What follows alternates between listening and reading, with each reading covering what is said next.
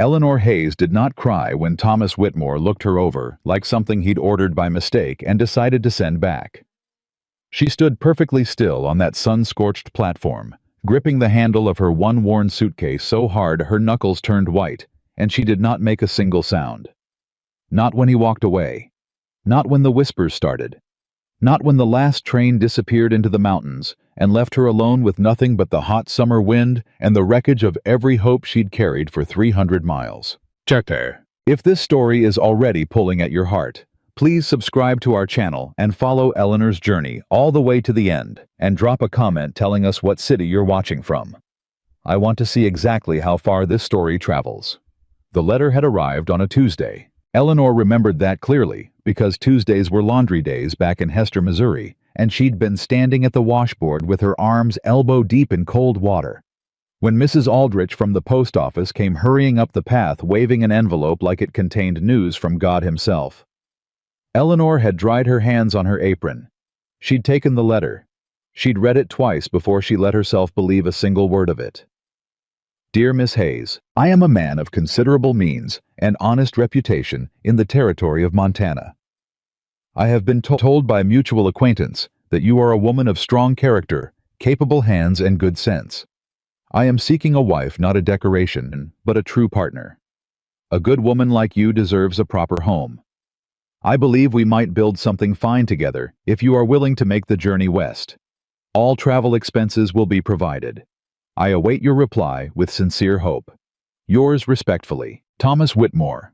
Whitmore Ranch, Callow Creek, Montana Territory. She'd read that phrase 3 times. A good woman like you deserves a proper home. Nobody had ever said that to Eleanor Hayes before. She was 26 years old, and she had been passed over, looked through, and quietly dismissed for most of her life. Not because she was cruel or lazy or dishonest. She was none of those things. She could cook a meal that made grown men close their eyes and sigh. She could mend a torn shirt so neatly you couldn't find the seam. She could stretch a dollar so far it nearly begged for mercy. She had kept her younger brothers fed after their father died and their mother took ill. She had worked without complaint and without thanks for years. But she was plain. People in Hester had decided that early on and never revisited the conclusion. Plain face, plain dress, plain future. That was the box they'd built for Eleanor Hayes, and they'd expected her to live in it quietly until she died in it. Thomas Whitmore's letter blew the lid off that box. She wrote back the same evening. She accepted. She packed everything she owned into one brown leather suitcase that had belonged to her father. She kissed her mother's forehead, hugged her brothers until they complained about it, and she boarded a train heading west with her heart so full of cautious, fragile hope that she was almost afraid to breathe too deeply for fear of disturbing it. The journey took 19 days. She crossed rivers and flatlands and territories that had no names she recognized. She watched the land change through the window, growing wilder, more open, more honest. Somehow, like the farther west you went, the less the land bothered pretending to be something it wasn't. She ate the food she'd packed because she couldn't afford the dining car. She slept sitting up because she couldn't afford a sleeper berth. She arrived in Callow Creek, Montana Territory on a Thursday morning in the first week of July, 1883, with a cramped back and a wrinkled dress and the best smile she could manage after 19 days of hoping. She stepped onto the platform. The summer heat hit her immediately. Not the soft, humid heat of Missouri, but something harder, drier, bright as a blade. The sky above the mountains was the deepest blue she had ever seen in her life. The town spread out from the station in both directions. Rough wooden storefronts and packed dirt roads, horses tied to postmen in wide-brimmed hats, moving with the unhurried confidence of people who had decided this territory belonged to them. She looked for Thomas Whitmore. She found him without difficulty. He was the best-dressed man on the platform, pressed dark coat, silver watch, chain boots that had never seen a mud puddle. He was perhaps 45 with silver at his temples and a jaw that suggested he was accustomed to getting what he asked for. He had the kind of face that photographed well. He was already looking at her. That was how she knew immediately that something was wrong, because his face, when he looked at her, did not light up. It did not soften. It did not do any of the things a man's face was supposed to do when he saw the woman he'd sent for across half the continent. Instead, it moved through a series of small controlled expressions: surprise, assessment, disappointment, all in the space of about 3 seconds, and then it settled into something carefully neutral that was somehow worse than all of them. Eleanor kept walking toward him. Her legs kept moving, even though some part of her brain was already shouting at them to stop. "Mr. Whitmore," she said. Her voice came out steadier than she felt. "I'm Eleanor Hayes." "Miss Hayes." He removed his hat. He put it back on. "You've had a long journey." "I have." She waited. She didn't know what she was waiting for exactly. Something. Anything. A hand extended. A smile offered. Some small signal that the man who had written "A Good Woman Like You Deserves a Proper Home" was standing somewhere inside this careful, shuttered face.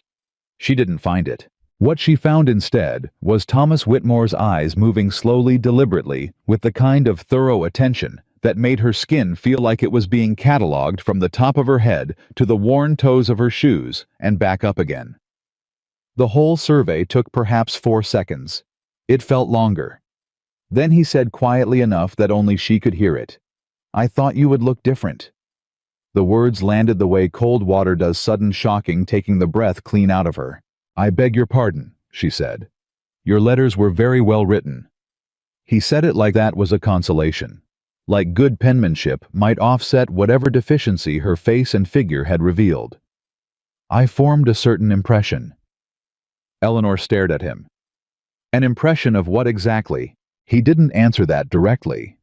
He was already looking past her shoulder toward the other people on the platform, checking, she realized, to see who was watching. To see what Callow Creek was witnessing.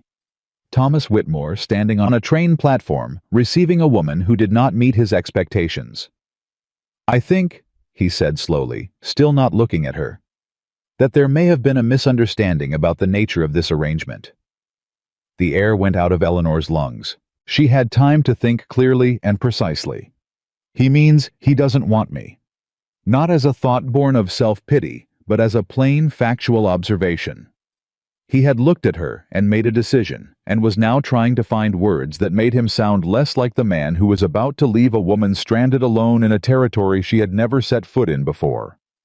"A misunderstanding," she repeated. "I have certain obligations, my standing in this community." He stopped. Started again. "There are people who have expectations about the kind of woman who would be associated with the Whitmore name. And I am not that kind of woman." He finally looked at her directly. And in his eyes, she saw something that was almost worse than cruelty. She saw discomfort. The discomfort of a man who had done something unkind, and was now primarily concerned with his own inconvenience at having to account for it. "I'm sorry you made the journey," he said.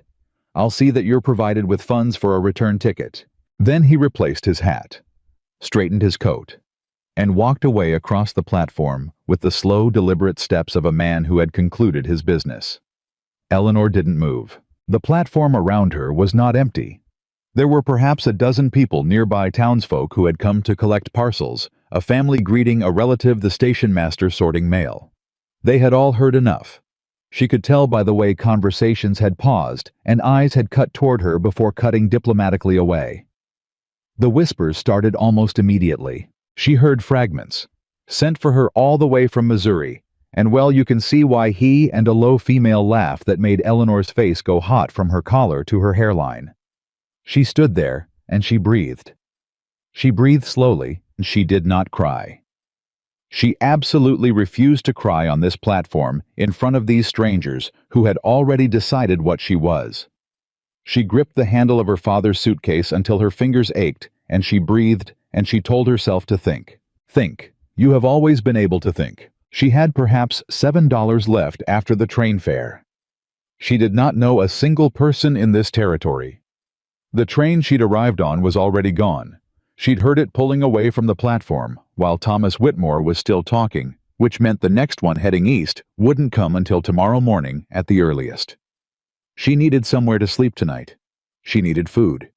She needed to not collapse in front of these people who were already writing the story of the foolish woman who came 300 miles to be rejected on a platform in front of God and the whole town. She needed to breathe.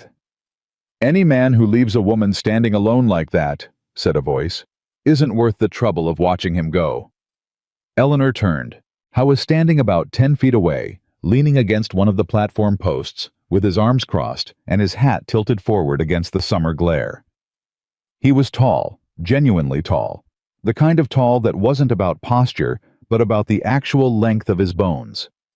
He wore a working man's clothes, canvas trousers, flannel shirt, with the sleeves rolled up boots that had seen significant weather. He had a face that looked like it had been left out in the elements long enough to become honest sharp. Jaw, sun-darkened skin eyes that were a quiet, steady gray. I wasn't looking at her with pity. That was the first thing she noticed, and the thing she noticed most. Everyone else on that platform who'd been willing to look at her at all had been looking at her with some version of pity. The polite kind, the smug kind, the uncomfortable kind. This man was looking at her the way you'd look at a person. Not a situation. Not a spectacle. A person. "I don't recall asking for your opinion," Eleanor said. Her voice came out sharper than she intended, but she was past caring about tone at this particular moment. "No, ma'am, you didn't," he agreed without any indication of offense. "I offered it free of charge. You don't have to keep it." She looked at him for a long moment. "Who are you?" "Caleb Walker."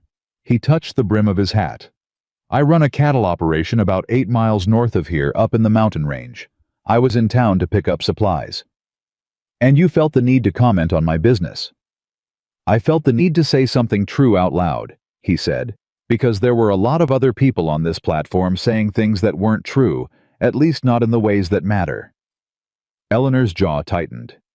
"You don't know anything about what just happened here. I know what I saw." "Then you saw that I came here on the basis of letters from a man who apparently had a different picture of what I would be. And that the picture I turned out to be wasn't sufficient. And that I now have nowhere to sleep tonight, and $7 to my name in a territory I have never been to before." She said it flat and plain because she was tired, and because making it into something dignified was more work than she had the energy for right now. "So unless your observation includes some practical solution, Mr. Walker, I'd appreciate if you kept it." Howe was quiet for a moment. Something shifted in his expression, not quite surprise, more like recalibration. Like he'd been expecting her to do something other than what she'd just done. "I have a spare room," he said. "On the ranch. It's nothing fancy. It's where I put the hands during branding season. But it's clean and it's dry and there's food. You're welcome to it until you figure out your next step." Eleanor stared at him. "You don't know me." "No, ma'am. I could be anyone." "That's true. You're offering a room in your home to a complete stranger who just got left on a train platform." "I'm offering a room to a woman who needs one," Caleb Walker said, and his voice was so level, so entirely without drama or ulterior motive, that it was almost disorienting. "What you do with that offer is your business entirely." Eleanor looked at him for a long time. She had learned in 26 years of navigating a world that made its assessments of her quickly and rarely revised them to read the difference between kindness offered freely and kindness that came with strings she'd have to spend months untying. She had been fooled before. She intended to be considerably more careful from this point forward. But there was something in this man's gray eyes, something steady and uncomplicated, that she couldn't find a reason to distrust. He wasn't looking at her like she was a problem he wanted to solve for credit. He wasn't looking at her like she was something broken he could fix to his own advantage. He was simply looking at her. "I have $7, she said. "I'll pay you for the room." "You'll keep your $7, he said. "You might need them." "I will not take charity." "It isn't charity." He uncrossed his arms and reached for her suitcase, not grabbing it, just reaching with a questioning look that waited for her permission. "It's a room that was going to sit empty either way. Empty rooms don't do anybody any good." She let him take the suitcase. She told herself it was a practical decision made under practical circumstances, and that was true, and it was also not entirely the whole truth, but she filed that away for later examination and followed Caleb Walker off the platform and into the blinding July afternoon. The wagon was around the side of the station, a solid working vehicle with 2 horses she didn't know the names of yet. Caleb set her suitcase in the bed with the care you'd give something that mattered. He helped her up to the seat with a hand that was steady and then immediately removed itself, no lingering, no presumption. He climbed up on his side and clicked his tongue at the horses, and they moved. They were out of Callow Creek before Eleanor remembered to look back. She didn't look back long. "How long have you had the ranch?" she asked, because silence was fine, but she needed something to do with her mind, other than replay the expression on Thomas Whitmore's face for the 100th time. 11 years, Caleb said. "Built the main house myself. Added the barn the second year. It's not much to look at, but it runs clean." "Do you have hands working it?" "Two. Brothers, Hector and Damon Cole. They sleep in the bunkhouse. The room I'm offering you is in the main house." He said it plainly, no subtext making the distinction clear. "Separate side of the building. Door bolts from the inside." Eleanor looked at him. "You anticipated I might want to know that." Seemed reasonable to say it up front. "Most men don't think about that." "Most men," Caleb Walker said carefully, "haven't paid enough attention." She didn't have an answer for that. She sat with it instead, the way you sit with something unexpected and try to figure out its shape. The road wound north and up. The mountains ahead of them grew less abstract and more present, the peaks sharp against the summer sky. The lower slopes thick with dark timber. The heat was different up here, still intense but cleaner, without the pressing weight of Missouri humidity she'd grown up with. "What brought you to Callow Creek?" Caleb asked after a while. "Besides the letter." Eleanor considered not answering. Then she considered that this man had just offered her a roof and a meal, and refused her money, and made a point of telling her the door locked from the inside, and that seemed to warrant some honesty in return. "I wanted a different life," she said. "That's all. I wanted to go somewhere that didn't already have a conclusion about me before I opened my mouth." She looked at her hands in her lap. I thought it meant that somewhere there was a man who was interested in what a person actually was, rather than how they appeared on first sight." Caleb didn't say anything for a moment. "His loss," he said finally. The two words were so quiet and so entirely without performance that Eleanor felt something crack open in her chest.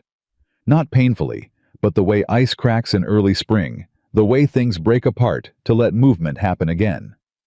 She looked away toward the mountains so he couldn't see her face. They reached the ranch as the afternoon light began to shift gold.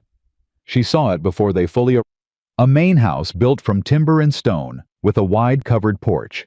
A large barn that showed evidence of careful ongoing maintenance, fenced pasture, where cattle moved in a slow, purposeful drift. Two men working near the fence line. She assumed the Cole brothers looked up as the wagon came in, looked at Eleanor, looked at each other, and said nothing, which she appreciated. Caleb helped her down from the wagon. "Kitchen's at the back," he said. "I'll get a fire going for supper. Room's on the east side of the house. I'll show you where before it gets dark." "Thank you," Eleanor said. The words felt insufficient, but they were what she had. He nodded once. Then he went to unhitch the horses, and Eleanor stood in front of the house with her father's suitcase and the wreckage of a plan that had seemed so solid 3 weeks ago and now was entirely rubble. She breathed. She squared her shoulders, and she walked up the porch steps and opened the door that was offered to her and stepped into a different life than the one she'd come here expecting. Inside the house was clean, the way a man's house gets when he's the only one cleaning it, functional, with no wasted movement, but missing something soft at the edges. The kitchen was well stocked, she noticed. He bought in quantity, and he bought practical. The table was solid wood built to last. The chairs were unmatched, but all in good repair. She found a kettle, and she put water on. She found flour and salt and a cast iron pan, and she thought about what she could make with what was available, and her hands moved automatically into the patterns she'd been practicing since she was 10 years old. Because there are worse things to do when your heart is in pieces than cook something that will sustain another person. Caleb came in an hour later and stopped in the doorway of the kitchen. He looked at the table. She'd found a cloth in a drawer and pressed it flat. The food she'd made from what he had on hand, biscuits, fried pork, dried apple compote, was nothing extraordinary, but it was set out properly with attention. He looked at the table for a long moment. "You didn't have to do that," he said. "You gave me a place to sleep," Eleanor said. "I gave you supper. It seems equitable." He came and sat down. He picked up his fork. He took a bite of the biscuit. I was quiet for long enough that she began to wonder if she'd done something wrong. Misjudged the salt or the baking time. And then he said without looking up, "That's the best biscuit I've had in 11 years. Eleanor sat down across the table from him. "That's a very specific timeline." "I made them myself until tonight," he said, "and I know what they tasted like." She almost smiled. She wasn't ready to smile yet, not fully, but almost. They ate together in a silence that was more comfortable than it had any right to be between two strangers and outside the window. The summer sky over the mountains burned orange and then red, and then deepened into the first quiet blue of evening, and Eleanor Hayes, who had come 300 miles to be turned away at a train platform, sat at a plain wooden table in a mountain man's kitchen, and felt for reasons she couldn't yet fully explain, like she was exactly where she was supposed to be. The feeling frightened her a little. She decided that was probably appropriate. After supper, Caleb showed her the room on the east side of the house. It was simple, a wood frame bed with a wool blanket, a washstand, a window that looked toward the mountains. The bolt on the door was solid iron. "If you need anything in the night," he said from the doorway, "holler. I sleep light." "I won't need anything," Eleanor said. He nodded. "Then I'll see you in the morning." He started to pull the door closed, then stopped. "Miss Hayes." She looked at him. "Whatever you decide to do from here," he said. "Whatever your next step is, there's no clock on it. Take the time you need." He pulled the door closed. His footsteps crossed the main room, and she heard his bedroom door close on the far side of the house. Eleanor sat on the edge of the bed in the dark. She sat there for a long time, not sleeping, just sitting, listening to the sounds of the mountain ranch settling into night, the low sound of cattle, the creak of cooling timber, the wind that had begun to move through the pines outside her window with a sound like breathing. She had come west for a life she had imagined carefully. The life she had found looked nothing like the one she'd planned. But in the dark, in the quiet, with the mountain wind outside, and the smell of the supper she'd cooked still faintly in the air, Eleanor Hayes made herself one promise. She was not going home. She was not going to let Thomas Whitmore's face, that careful, shuttered, assessing face, be the last word on her story. She had crossed half a country. She had stood on a platform and absorbed a humiliation that would have flattened a lesser woman. She had walked into a stranger's home with $7 and a worn leather suitcase, and she had found the kitchen, and she had put a cloth on the table, and she had made the best biscuits that kitchen had seen in 11 years. She could do more than that. She intended to. She lay down on the wool blanket. She closed her eyes. Outside, the mountain wind kept breathing through the pines, and the stars over the Montana territory blazed enormous and indifferent and beautiful. And Eleanor Hayes went to sleep with her jaw still set and her hands still steady, and something new and complicated stirring in her chest that she was not yet ready to name. She was awake before sunrise, not because something woke her, no sound, no disturbance, but because Eleanor Hayes had spent enough years sleeping lightly in houses where she was needed before dawn, that her body had simply stopped expecting rest to last. She lay still for a moment in the dark, listening to the unfamiliar sounds of the ranch at night, locating herself, remembering where she was and how she'd gotten there. Then she got up. She found the kitchen by memory, moving carefully through the dark house. She found the stove, found the kindling box, found the matches on the shelf where any sensible person would keep matches beside the lamp close to the stove. She built a fire. She found the coffee. She put water on. By the time Caleb Walker appeared in the doorway, the coffee was ready, and Eleanor was standing at the work table assessing what he had in the way of provisions and making a mental list of what was missing. He stopped in the doorway. He was dressed already, working man's clothes, boots, hat in hand, which told her he was also a person accustomed to rising before the light required it. He looked at the fire and the coffee, and Eleanor standing at his work table, like she'd been doing it for years, and his expression shifted through something she couldn't quite read before settling back into its usual quiet neutrality. "You didn't have to do that," he said. "You said that last night," Eleanor replied. "I'll tell you the same thing I didn't say last night. I understand I didn't have to. I chose to." He came in and poured himself a cup of coffee. He took a sip. He said nothing for a long moment, which she was starting to understand was not rudeness, but simply how he operated. He thought before he spoke, and he didn't speak until the thinking was done. "You sleep all right?" he asked. "Well enough." She turned back to her inventory of his provisions. "Mr. Walker, you have no dried fruit, no molasses, no vinegar, no dried herbs of any kind, and your flour supply is adequate but only just. I'd like to know what day you usually go into town for supplies." He looked at her over his coffee cup. "Fridays. Why?" "Because I'm making a list." She found a pencil stub on the shelf and a scrap of brown paper and began writing. "If I'm going to be using your kitchen, I'd prefer to use it correctly." There was a pause. "You planning on staying a while, Miss Hayes?" he asked, and his voice carried no particular weight in any direction, not hope, not reluctance, just the question. Eleanor set down the pencil and looked at him squarely. "I told myself last night that I wasn't going home. I meant it. I don't know yet what staying looks like, or what I can offer this ranch in practical terms. But I know I can cook and manage a household, and I know I don't take up much space, and I know I pull my weight. If that's useful to you, I'd like to discuss terms. If it's not, I'll make other arrangements. But either way, I am not getting on the eastbound train." Caleb Walker put down his coffee cup. He looked at her for a long moment, that same steady assessing look that she'd noticed at the station, the one that was somehow completely different from the way Thomas Whitmore had assessed her, because this one wasn't measuring deficiency. It was measuring something else entirely, something she didn't have a name for yet. "I've got 60 head of cattle," he said. "2 hired hands who eat like they're each feeding a second person. A bunkhouse that needs its chimney remortared before winter.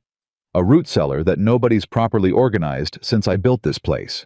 And a garden on the east side of the house that's been growing more weeds than food for the last 3 summers, because I don't have enough hours in a day to manage everything that needs managing." He picked up his coffee again. "Can you do any of that?" Eleanor picked up the pencil. "Which first?"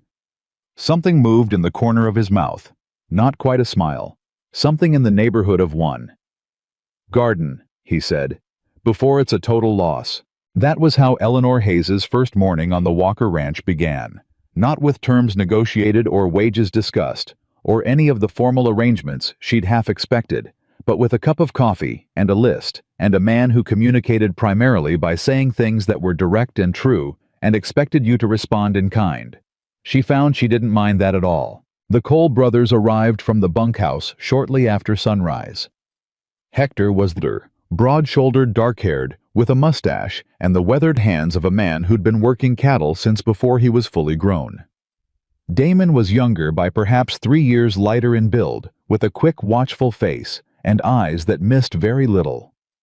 They both stopped short when they saw Eleanor in the kitchen. Hector looked at Caleb. Caleb looked at his coffee. "Miss Hayes is going to be staying on for a while," Caleb said. "She'll be managing the household. You'll treat her with the same respect you'd want shown to your own mother, or I'll hear about it, and you won't like the hearing." Hector removed his hat. "Yes, sir." Damon had already removed his. "Morning, ma'am." Eleanor set plates in front of them. She'd made biscuits again. She'd found herself making them almost automatically, the recipe living in her hands rather than her head, along with fried eggs and the last of what turned out to be a very adequate side of bacon. Damon took one bite of the biscuits and looked up at his brother. Hector looked down at his plate and then back up with the expression of a man who had been eating Caleb Walker's cooking for 2 years and had just been reminded what food was supposed to taste like. "Ma'am," Damon said carefully, "how long did you say you were planning to stay?" "I didn't say," Eleanor replied, pouring coffee. "Eat your breakfast before it gets cold." The morning moved fast after that. Caleb was in the pasture before she'd finished the dishes, working with the Cole brothers on something involving the fence line on the north side. Eleanor could hear their voices occasionally. Caleb's low and measured, Hector's rumbling affirmation. Damon's occasional quick question, but she didn't have attention to spare for listening. She had the garden. The garden was, to put it charitably, a disaster. Whoever had started it had known what they were doing. The beds were laid out sensibly, with decent drainage and good sun exposure. But 3 summers of neglect had turned it into a battlefield where the weeds were winning decisively. She found tomato plants so crowded by thistle they'd gone spindly and pale. She found carrot tops that had bolted and gone to seed. She found onions struggling through ground that hadn't been turned in far too long.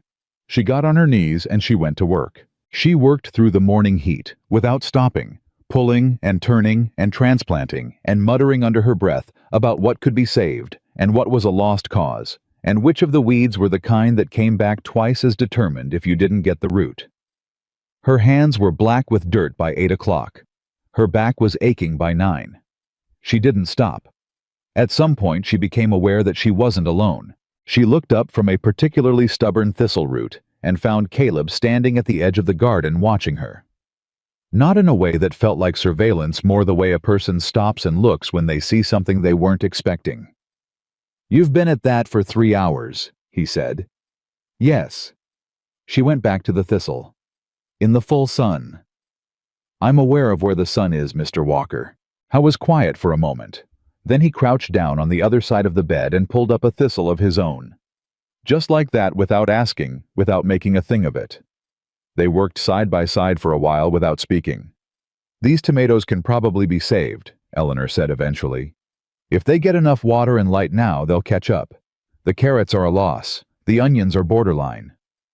"I'll plant whatever you say to plant," Caleb said. "You're very accommodating for a man who didn't ask me to stay." He looked up. "You needed somewhere." "I had somewhere. That's accommodating." "Most people would have pointed me toward the boarding house." "There isn't a boarding house in Callow Creek. There's a hotel that costs $3 a night and is run by a man named Garrett, who'd have you charged double by the end of the week because he'd know you had nowhere else to go." He pulled another thistle clean from the root. "I didn't point you there." Eleanor sat back on her heels and looked at him. "Why not?" He met her eyes. The summer light was direct and unsparing, and in it she could see more of his face than she had the day before. The fine lines at the corners of his eyes, the steadiness in them that wasn't blankness, but something more like patience, worn down to its essential weight. "Because I've seen what happens," he said, "when people take advantage of someone who's already been knocked down. I don't have any interest in being part of that." She held his gaze for a moment. Then she nodded once, a small movement, and turned back to the garden. They didn't talk about it again. But something shifted between them in the rows of that struggling garden, something small and significant. The way the first crack in ice sounds like almost nothing and changes everything. By Friday of the first week, Eleanor had the garden producing again. The root cellar reorganized, the kitchen inventory tripled, and a routine that fit the ranch's rhythms so precisely that it felt like she'd been doing it for months rather than days. She woke before sunrise.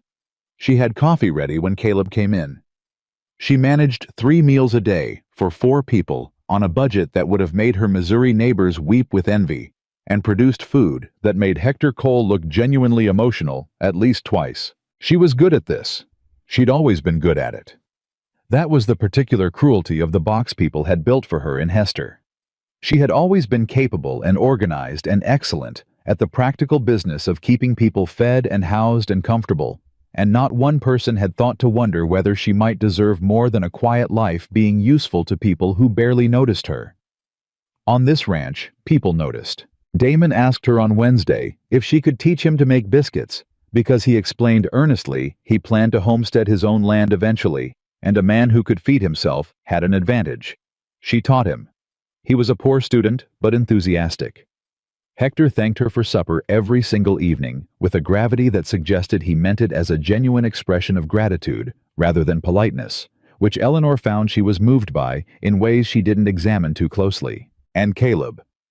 Caleb Walker noticed everything she did, and commented on almost none of it, and that absence of comment was somehow more eloquent than praise, because it said, "I see this as simply what you are not as a performance I need to evaluate." She was dangerous territory, that realization. She tried not to spend too much time in it. On Friday, Caleb drove into Callow Creek for supplies, and Eleanor went with him. She had her list. She had her $7, which she intended to contribute to the provision budget over his continued objection. She also had tucked somewhere beneath her practical intention to purchase flour and vinegar and dried herbs. A small, complicated awareness that she would have to pass through the town that had watched Thomas Whitmore walk away from her on a platform 5 days ago. She sat straight on the wagon seat.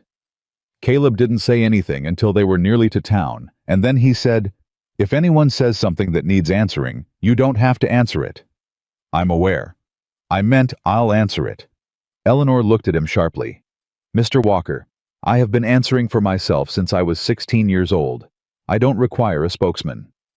"No," he agreed. "You don't. I just meant I'd be there." She looked away. "Thank you," she said after a moment. They reached Callow Creek, and the first person who saw Eleanor and put it together was a woman named Martha Teague, who ran the dry goods store and apparently considered herself the memory and conscience of the town simultaneously. She looked at Eleanor over the counter with the particular expression of a woman who had witnessed the platform incident, filed it carefully, and was now calculating what Eleanor's reappearance implied. "Miss Hayes," she said, "I didn't expect to see you still in Callow Creek." "Here I am," Eleanor said, and set her list on the counter. Have you made other arrangements?" The question was polite on the surface and something considerably less polite underneath. "I'm working on the Walker Ranch," Eleanor said. "Managing the household. Mr. Walker, could you grab the flour from the back shelf? I believe it's the large sacks." She heard Martha Teague process this. She could almost hear the recalibration happening, the woman's expression, moving from social curiosity to something more guarded, because Caleb Walker was. Eleanor had gathered quickly, a man whose regard carried weight in this community. Not because he sought social standing, he plainly did not, but because 11 years of consistent, honest dealing had built a reputation that the town had decided was worth respecting. Being under his roof changed what Eleanor was in Callow Creek's accounting. She wasn't sure how she felt about that. Part of her was grateful for the protection of it. Part of her was irritated that protection was necessary. She settled, as she often did, for filing the feeling away and getting on with the list. They were loading the last of the supplies into the wagon when it happened. Thomas Whitmore came out of the bank. He saw Eleanor before she saw him, which meant she didn't have the advantage of preparation. She only knew he was there because she heard his footsteps stop and looked up and found him standing 6 feet away with his hat in his hand and an expression on his face that she hadn't expected. He looked not sorry exactly. Men like Thomas Whitmore rarely looked sorry. But he looked uncomfortable in the specific way of a man who had done something he was beginning to find inconvenient. "Miss Hayes," he said. "Mr. Whitmore." Eleanor folded the top of a flour sack closed with precise, deliberate hands. I understand you've found a situation with the Walker Ranch." He said it like it was a question that wasn't quite a question. "That's correct." "I'm glad to hear it. I want to say that I hope there are no hard feelings about the situation at the station." Eleanor looked at him for a long, quiet moment. She thought about all the possible responses available to her. She thought about the 19 days on the train. She thought about standing on that platform with her knuckles white on her father's suitcase and the whispers going around her like water around a stone. "Mr. Whitmore," she said, "you made your assessment very clearly. I made mine. I don't think either of us has anything to add to that conversation." He blinked. He'd been expecting, she suspected, either tears or forgiveness, because those were the two responses women were supposed to offer men who treated them badly, and she was offering him neither. "Yes," he said. "Well, good day, Miss Hayes." "Good day," Eleanor said. He walked away. Caleb had appeared at her shoulder at some point during the exchange. She hadn't noticed him arrive, only that he was there. He waited until Whitmore was clear of earshot, and then he said very quietly, "You all right?" "Perfectly fine," Eleanor said. He looked at her sideways. "He expected me to cry or thank him," she said. "I did neither. That'll bother him more than anything I could have actually said." A pause. Then, for the first time since she'd known him, Caleb Walker smiled, a real one. Not the almost smile she'd seen before, but something actual, something that changed his whole face and made him look briefly like someone much younger than the man who'd been living alone on a mountain for 11 years. Eleanor looked away, before she did anything foolish with that information. They drove home in the afternoon heat, the wagon loaded and the horses moving at their patient, steady pace, and Eleanor sat with her hands in her lap and her supply list folded into her pocket, and something that wasn't quite settled happening in the region of her chest. She told herself it was the heat. The second week brought a problem. Hector Cole came in from the north pasture on Tuesday afternoon, looking grim in a way that was different from his usual measured seriousness. And he and Caleb went into the main room and talked in voices too low for Eleanor to make out the words. But she could hear the timbre of the conversation, and it was a timbre she recognized from a lifetime of listening at the edges of men's serious discussions. Something was wrong. She carried in coffee without being asked and set it on the table, and neither of them sent her away, which she took as permission to stay. What she learned from the pieces she assembled from Hector's direct statements and Caleb's shorter, darker responses was this: the water source for the north pasture was being systematically blocked. 3 times in the past 2 weeks the creek that fed the northern grazing land had been diverted. The first time they'd thought it was debris. The second time they'd thought it was debris from the same storm. The third time had been too deliberate to mistake. "Someone's doing it on purpose," Hector said. "I know." Caleb's voice was flat, not surprised, not afraid, flat in the way that suggested he'd been expecting something like this for longer than today. "Whitmore's land is north of the creek," Hector said. Caleb didn't respond to that directly. He wrapped both hands around his coffee cup and looked at the table and was quiet for long enough that Eleanor could feel the weight of what he was deciding not to say out loud. "I'll fix the diversion in the morning," he said finally, "and I'll ride the fence line again." "Third time in 2 weeks," Hector said quietly. "I know." Hector looked at Eleanor not accusingly, but like a man checking whether the civilian in the room understood what was happening. Eleanor returned the look steadily. She understood exactly what was happening. Thomas Whitmore had been embarrassed. A woman he'd rejected had taken up residence at his nearest neighbor's ranch and looked more comfortable there than she'd ever looked waiting on his platform, and men like Thomas Whitmore did not tolerate embarrassment gracefully. And if Whitmore had decided that Caleb Walker needed to be reminded of his limitations, a man alone on a mountain ranch with 60 head of cattle and 2 hired hands and no legal resources, Eleanor could yet identify, then water was a very practical place to start the reminder. After Hector went back to the bunkhouse, Eleanor cleared the cups from the table. She worked quietly, and she thought, and she let the thinking come to its point before she spoke. "Mr. Walker?" Caleb was still at the table. He hadn't moved. "Is this about the land?" she asked. He looked up. "The water issue," she said. "Is this part of something larger? Something about the north pasture land specifically?" A long pause. "Why would you ask that?" "Because 3 deliberate diversions in 2 weeks isn't harassment," she said. "It's a strategy. Someone is trying to make that pasture useless to you. And useless land is land. Someone else can argue claim to, especially if the reason for the diversion is never documented, and the neighboring landowner has enough money and standing to make the argument convincingly." Caleb was very still. "How do you know about land disputes?" he asked. "I grew up watching my father fight one for 6 years," Eleanor said. "He lost. I paid attention to why." Another pause, longer this time. "There's been interest," Caleb said carefully, "in the north acreage, for the past year. I've had 2 written offers, both declined. The water, yes.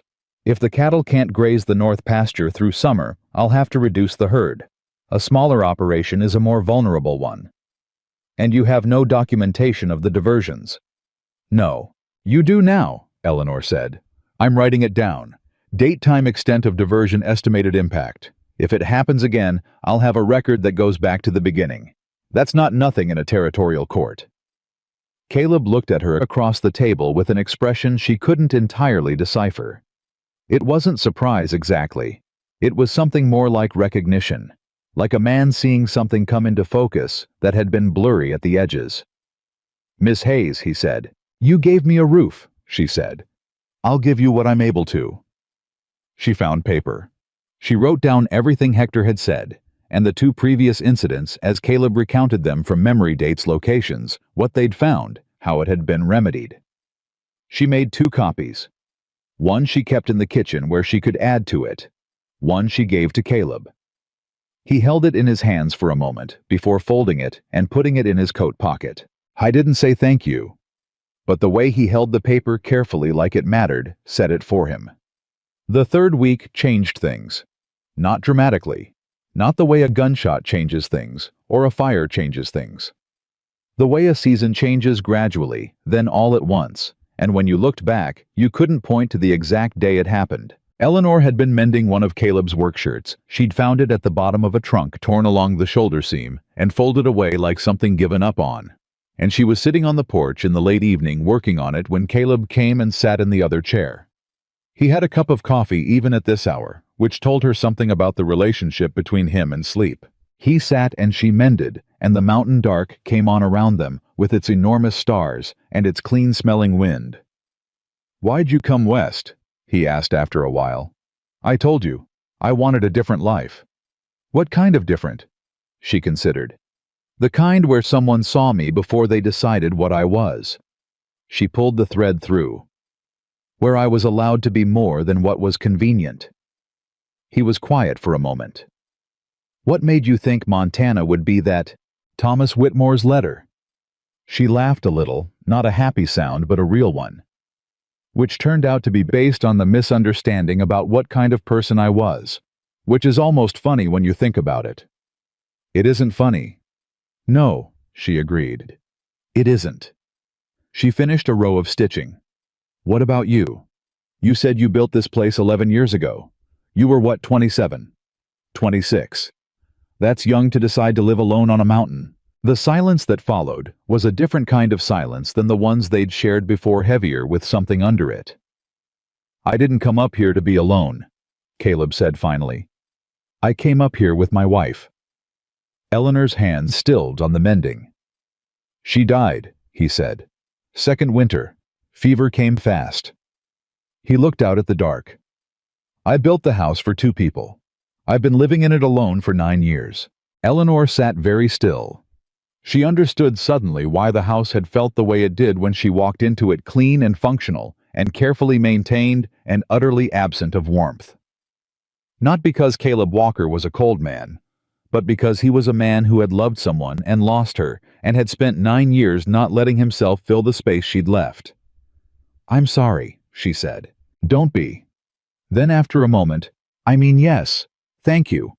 But I don't need—" He stopped, started again. "I'm not telling you so you'll feel sorry for me." "I know." She went back to the mending because she understood instinctively that looking at him right now would be too much. "You're telling me so I'll understand the house." He was quiet for so long she thought he wasn't going to respond at all. "Yes," he said quietly. "Something like that." They sat together in the dark for another hour, not talking much, and when Eleanor finally went inside, she stood for a moment in the empty kitchen and looked at the table where 4 people now ate 3 times a day, and the stove that now burned every morning, and the shelf where the herbs she'd bought in town last Friday stood in a row, bringing color and smell into a space that had been without either for 9 years. She thought about what it meant to fill a space. She thought about whether filling a space could happen without taking something from the person who'd kept it empty. She didn't have an answer.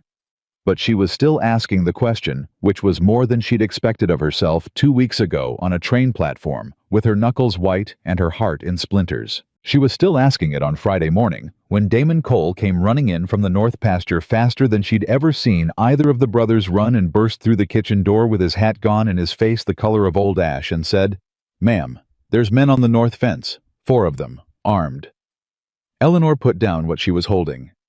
"Where's Mr. Walker?" she said. "Caleb's already there." Damon was breathing hard. "He's alone up there, ma'am. Hector's on the south side repairing the gate, and he hasn't heard yet." He hesitated, and in his eyes she saw something that made her chest go tight, not just urgency, but real fear. "The men, one of them works for Whitmore. I've seen his face in town." Eleanor looked at the door. She looked at the kitchen. She looked at her hands. Then she took off her apron. "Go get Hector," she said.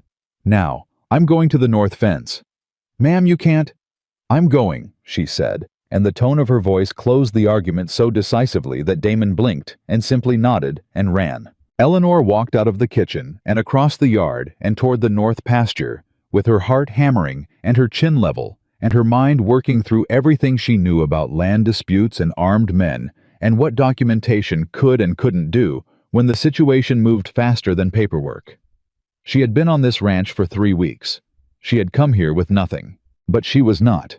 She had decided this on a train platform with her knuckles white and her dignity intact, and she had not revised it since she was not the kind of woman who stayed inside and waited to find out what had happened to someone who had given her a roof and treated her like a person. The north fence wasn't far, but it felt like a very long walk. She heard the voices before she reached the fence. Not words, not yet, just the shape of voices. The particular register of men who had come somewhere with the intention of making a point and were in the process of making it. She'd heard that register before. Her father had faced it twice in the 6 years he'd spent fighting over water rights in Missouri, and both times it had ended badly for him. She walked faster. When she cleared the tree line, she saw them. 4 men on horseback positioned along the north fence line in a way that looked casual and was not. 2 of them she didn't recognize. Large, deliberate men with the specific stillness of people being paid to stand somewhere and look convincing. The third was the one Damon had mentioned, a man named Cord Reeves, who rode for Whitmore and had the hard, weathered face of someone who'd been doing this kind of work long enough that he'd stopped thinking much about it. The fourth was Caleb, who was on the ground, not mounted, standing at the fence with his arms at his sides. She knew him well enough by now. 3 weeks was enough if you paid attention, and she had paid meticulous attention to read the set of his shoulders from 40 yards away. He was controlled. He was furious underneath the control in the way of a man who has decided that losing his temper would cost him more than he could afford. Cord Reeves was doing the talking. "Mr. Whitmore is prepared to make a very fair offer," Reeves said, and his voice had the smooth, patient quality of a man reciting something he'd been told to say. "Given the current challenges you're experiencing with the North acreage, a full buyout at assessed value would solve a considerable number of problems." "The North acreage isn't for sale," Caleb said. He said it the way he said most things, quietly, without decoration. But the quietness had an edge today. "That's a shame." Reeves shifted in his saddle. "Because if the water situation continues—" "The water situation," Caleb said, "is being documented." That stopped Reeves for a moment. A small stop, barely visible, but Eleanor caught it because she was watching everything carefully and had come to understand that the small stops were where the truth lived. "Documented," Reeves repeated. "Date, time, method, extent of diversion. 3 incidents, all recorded." Caleb's voice was absolutely level. "I'll be filing that record with the Territorial Land Office in Helena by end of month." Reeves looked at his 2 companions. Something passed between them. Not words, just the quick flicker of men recalculating. "That seems like a lot of trouble," Reeves said finally, "over a water issue that's probably just natural causes." 3 times in 2 weeks, Caleb said. "Same location, same method. That's not natural. You know it, and I know it, and whoever you're reporting back to tonight will know that I know it." That was the moment Eleanor arrived at the fence. She didn't stop. She walked right through the gap in the rails where Caleb had clearly come through, and she positioned herself beside him, not behind him, beside him, and she pulled the folded document from her skirt pocket and held it in her hand where it was visible. Reeves looked at her. His expression was the particular expression of a man who had shown up expecting 1 opponent and found 2. "Ma'am," he said, and his voice had gone careful. "This is a business matter." "I'm aware," Eleanor said. "I'm the one who compiled the documentation Mr. Walker just mentioned. 3 incidents. Dates, locations, estimated water loss, estimated impact on cattle capacity." She held up the paper. "I also have a written account from Hector Cole, who witnessed the 2nd incident, and from Damon Cole, who was present when the 3rd diversion was discovered." She had written those accounts this morning. She hadn't known why exactly, just that it had felt necessary, and she had learned to trust that feeling. "That's 3 corroborating witnesses in addition to Mr. Walker." Reeves was very still. If this goes to the land office, Eleanor continued, what you have is a pattern. And a pattern documented and witnessed is the kind of thing territorial commissioners find considerably more interesting than a single complaint. She folded the paper back. I thought Mr. Whitmore's representative should be aware of that. The silence that followed was the particular silence of a moment that has shifted on its axis, and everyone present knows it, but nobody has moved yet. Caleb said nothing. He stood beside her with his arms still at his sides, and she was aware of him the way you're aware of something solid when you're standing somewhere precarious, not leaning on it, but knowing it's there. Reeves looked at the paper in her hand for a long moment. Then he straightened in the saddle. Mr. Whitmore's offer stands, he said, but the smooth patience had gone out of his voice. It was just words now, a script being read by a man who had lost the thread of the scene. If you change your mind. I won't, Caleb said. Reeves touched the brim of his hat at Eleanor, not at Caleb, which she noticed, and pulled his horse around. The other three followed. She watched them go until they were well past the tree line, and the sound of hoofbeats had faded into the summer heat. Then her hands started shaking. She made them stop. She pressed them flat against her skirt, and breathed, and made them stop by sheer will, because she was not going to shake in front of Caleb Walker after she'd just finished being the most composed person in a field. She was not entirely successful. Caleb looked at her hands. He didn't comment on them. You came out here, he said. You were alone. I can handle 4 men and a land dispute that's heading toward a territorial filing, Eleanor said. You could handle 3 of those things. The 4th required someone who'd read enough legal proceedings to know which words to say in which order. She finally tucked her hands together in front of her to give them somewhere to be. I read a great deal. He looked at her for a long moment. His face did the thing it sometimes did when she surprised him, that almost invisible recalibration, something shifting behind his eyes. Where'd you get the Cole brothers' written accounts? He asked. You said, I wrote them this morning. She met his gaze evenly. I asked Hector and Damon to tell me what they'd seen, and I wrote it down and they signed it. I didn't know we'd need it today. I thought we should have it. You thought we should have it, he repeated. It seemed prudent. Another long look. Then quietly, thank you, Eleanor. It was the first time he'd used her given name. She had been Miss Hayes for 3 weeks, always. Miss Hayes, respectful and proper and correct. And the shift was so small, it should have meant almost nothing, and somehow meant considerably more than that. She nodded. She didn't trust herself to say anything else right then. Hector arrived at a hard run 2 minutes later, out of breath and holding his rifle, and stopped short when he found them both standing at the fence in what was apparently perfect calm. They gone? He demanded. They're gone, Caleb said. Hector looked from Caleb to Eleanor and back. Damon said there were 4 of them. There were, Eleanor said. And you. Hector looked at her with something in his face that wasn't quite disbelief, and wasn't quite awe, but was in the general territory of both.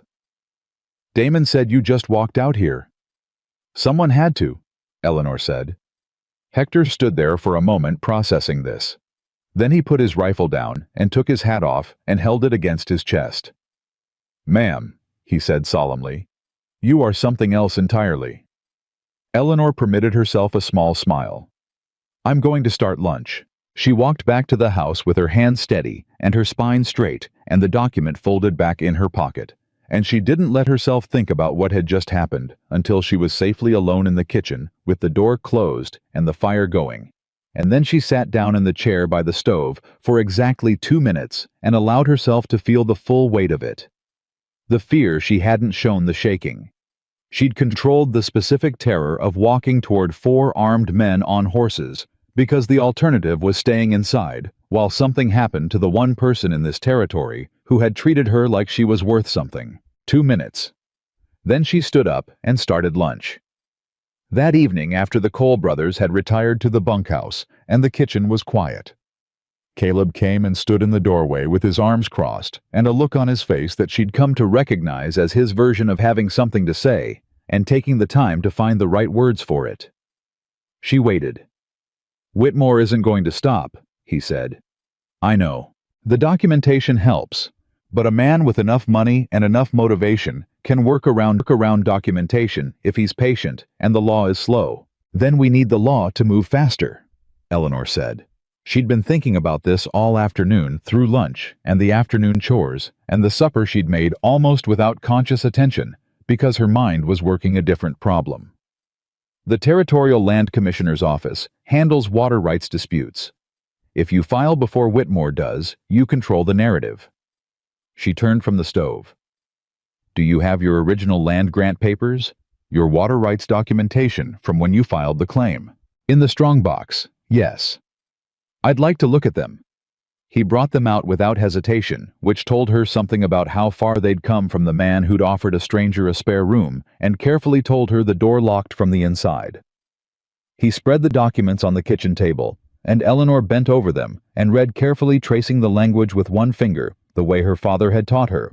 Read the words, not the story you think they're telling. What she found made her sit down. Caleb. She looked up.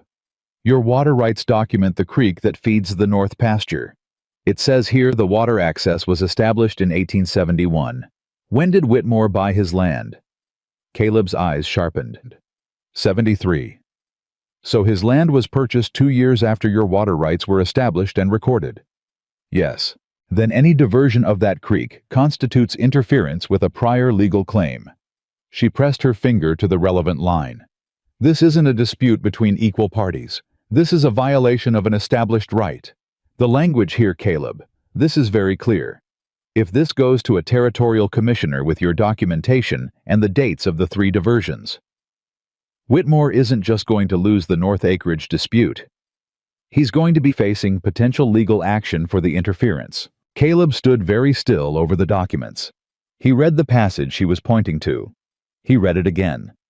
Then he pulled out the chair across from her and sat down and put both hands flat on the table and looked at the document with the focused expression of a man whose entire posture has changed because what was standing on one side of a line a moment ago is now standing on a completely different side. I didn't know, he said. I've never needed a lawyer. He stopped. I read the document when I filed it. I thought the water access was I thought it was part of the land claim. I didn't know what it meant in terms of legal protection. My father didn't know either, Eleanor said quietly. He had a water rights document that would have won his case in 3 months, and he spent 6 years losing a land dispute because nobody told him to read the language carefully. She looked down at the papers. I read everything I could find after he lost. Legal proceedings, land office filings, territorial court records. I thought maybe if I understood it well enough, I could find something that would... She stopped. He died before I could do anything with it. But I kept reading. The kitchen was very quiet. Eleanor. Caleb's voice was low. I'm sorry about your father. He was a good man. She straightened the documents carefully, aligning the edges. He just didn't know what his papers said. You knew what mine said. I read them this morning, when I was writing down the Cole brothers' accounts. She folded her hands on the table. I read everything in this house. I hope you don't mind.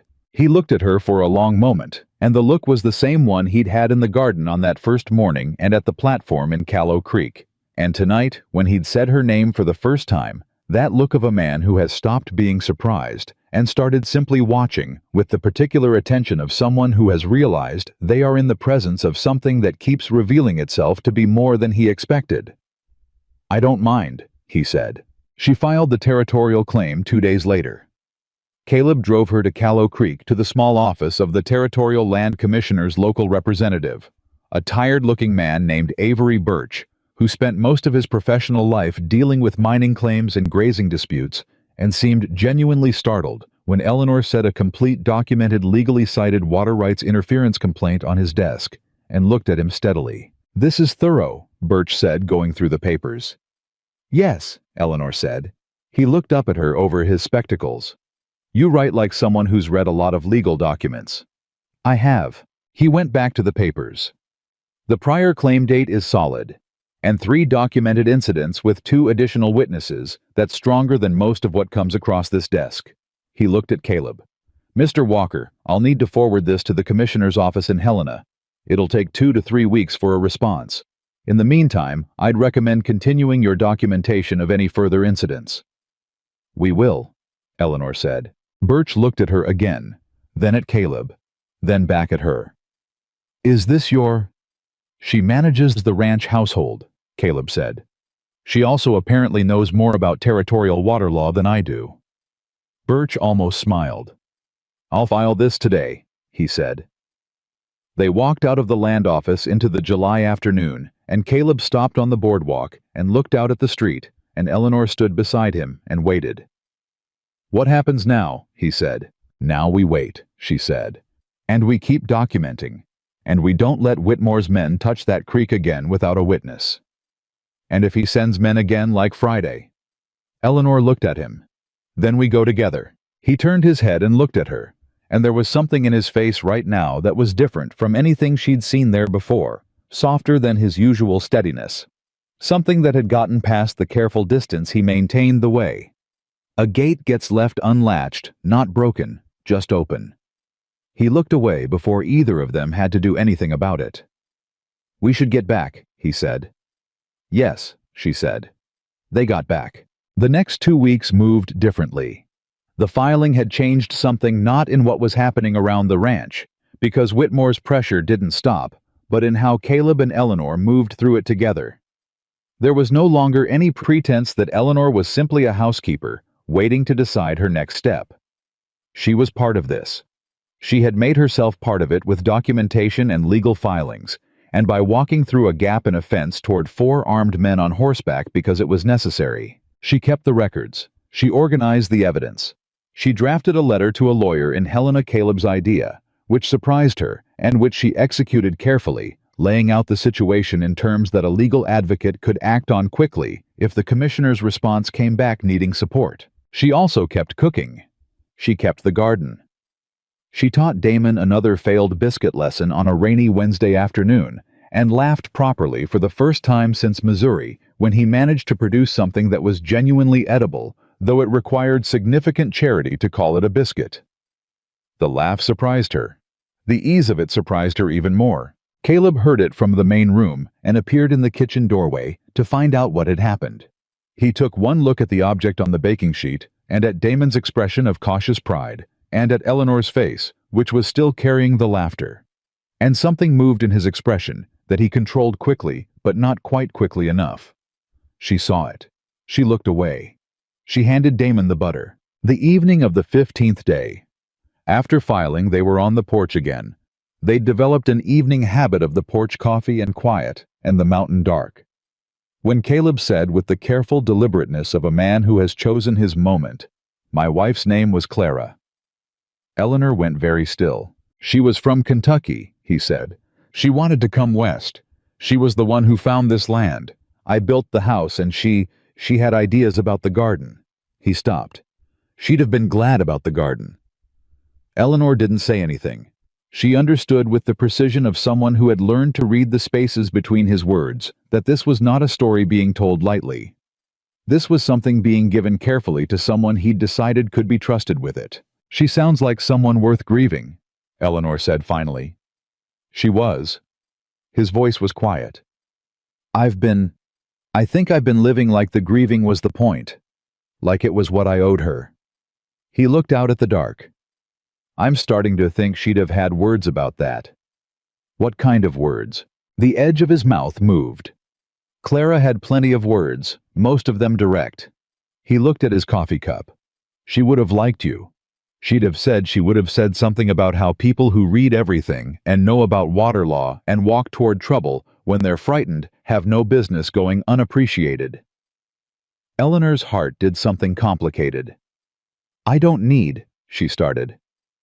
"I know you don't need it," Caleb said. "But that's different from whether you deserve it." She had no answer for that. She sat with it the way she'd sat with the thing he'd said on the very first afternoon. It isn't charity. It's a room that was going to sit empty either way, the way she always sat with the things he said that required more space than a quick response could give them. They sat in the quiet for a long time, and then the sound came from the north, not close, but not far enough. The sound she had been trained in the weeks since the first fence confrontation to recognize immediately. Cattle. Moving fast. Moving wrong. Caleb was on his feet before Eleanor had fully processed what she was hearing. He had his hat and his rifle in the same motion, moving for the porch steps with the swift, contained purpose of a man who knew exactly what that sound meant. "Stay here," he said. Eleanor stood up. "Eleanor." "How many head are in the north pasture?" she said. 32. "And the creek diversion, if someone opened the upstream block they installed, the water would flood the lower field and push the cattle toward the ridge, wouldn't it?" She'd read the land survey documents twice. She knew the topography from paper, the way Caleb knew it from 11 years of walking it. "That's the move. That's what they're doing." He looked at her. His jaw was set, and his eyes were very clear in the dark. "If the cattle go over the ridge in the dark," she said, "you lose them, or enough of them." "Yes." "Then you need both of us." A beat. 2. "Can you ride?" he said. "Since I was 8. "Then ride," he said, and went for the horses. She went with him. The north pasture was a confusion of sound and movement. When they arrived, 32 cattle unsettled by water that had appeared where it shouldn't be, milling and pressing toward the ridge with the particular mindless momentum of animals that have decided to panic. Hector and Damon were already there, working the edges, trying to turn the herd back from the ridgeline. Eleanor didn't wait to be told what to do. She'd worked cattle exactly once in her life one summer, helping a neighbor in Missouri with a herd half this size. But she understood pressure and release. She understood the instinct of frightened animals, and she rode wide and fast around the left flank, with her horse moving under her with a sure-footedness she was grateful for, and she turned the leaders. The leaders turned. The herd wavered. Caleb was on the right flank, pressing the right edge back, and Hector was straight ahead, working the front, and for 20 minutes in the dark and the heat of a July night. The four of them moved the cattle away from the ridge with the focused physical intensity of people who are not thinking about anything except the problem directly in front of them. When the herd finally settled, pushed back into the center of the pasture, away from the flood and the ridge, Eleanor pulled her horse up and sat with her arms shaking from the effort, and her breath coming hard, and the quiet of a disaster narrowly prevented settling over all four of them. Caleb rode up beside her. He looked at her in the dark. She looked back at him. Neither of them said anything for a long moment. Hector's voice came from across the pasture. "Creek's been diverted again. Upstream. Someone got in there tonight." 32 head, Damon said, appearing on Eleanor's other side. "All present. Nothing over the ridge." Caleb didn't look away from Eleanor. "Add it to the record," he said, but he was saying it to her, not to the Cole brothers. "Already will," she said. He nodded once. Then he looked away across the settled herd, and Eleanor saw his jaw move, not with anger, she realized, but with something closer to resolution. The look of a man who has been patient long enough and has just reached a decision about how much longer patience serves him. "I'm going to Helena," he said. "In person, with everything we have." Eleanor looked at him. "When me, Monday." "Then I'm coming with you." He started to say something. "Caleb." She kept her voice level and her eyes on his. "You need someone who can speak to the documentation and the legal language of the prior claim. You need someone who's read everything and can answer questions in a commissioner's office without losing the thread when they push back." She held his gaze. "You need me there, and you know it." The night was very quiet around them. The cattle had settled. Hector and Damon were checking the creek line. The summer stars burned overhead the way they'd burned on her first night in this valley, enormous and indifferent and beautiful. Caleb looked at her for a long time. "Yes," he said finally. One word. But the way he said it, the simplicity of it, the same level honesty he brought to every true thing, carried considerably more weight than its single syllable suggested. They rode back in the dark side by side, not touching and not needing to. And behind them, the north pasture settled into the quiet of near-disaster resolved. What neither of them could know. Riding back to the house in the hot Montana dark was that Thomas Whitmore had been watching from the tree line, and that what he had seen Eleanor Hayes riding a flank in the dark, turning a panicked herd working beside Caleb Walker and the Cole brothers, with the competence of someone who had never once considered whether she belonged there, had produced in him not just anger, but something that was rarer and more dangerous. Fear, because Thomas Whitmore had spent weeks trying to push Caleb Walker off that land by making the land ungovernable. And what he had just seen in the dark of the north pasture was that the woman he had left on a platform with nothing had become the most capable thing on that ranch. He had rejected her for not being enough. He had not considered what she might become when she was given room to be what she already was. He drove back to his own ranch that night, and he sat in his large, well-furnished house, and he thought very carefully about what he needed to do next. And Eleanor Hayes, who did not know she was being watched and would not have changed a single thing she'd done if she had known, sat in the kitchen in the late hour and opened her record book and wrote down the date and the time and the method and the extent of the fourth diversion in the clear, precise hand that had been reading legal documents for 6 years against the day they might be useful. She wrote it all down, and she did not look up. They left for Helena before sunrise on Monday. Caleb had the strong box on the wagon seat between them. Land, grant papers, water rights documents, Eleanor's record of 4 diversions with dates and times, and witness signatures. The letter to the Helena lawyer that Eleanor had drafted and Caleb had signed, and a copy of the original territorial filing. Avery Birch had stamped and returned to them. Eleanor had spent Sunday night organizing everything into a sequence that told the story clearly and fast, because she had learned from her father's case that legal offices were full of tired men who needed the story told clearly and fast, or they stopped listening. She had it organized. She sat on the wagon seat in the pre-dawn dark with her hands folded in her lap and her mind running through the documents in sequence like a woman rehearsing lines. Except the lines were facts, and the stage was a commissioner's office, and what was at stake was a man's land and 11 years of work. Caleb drove.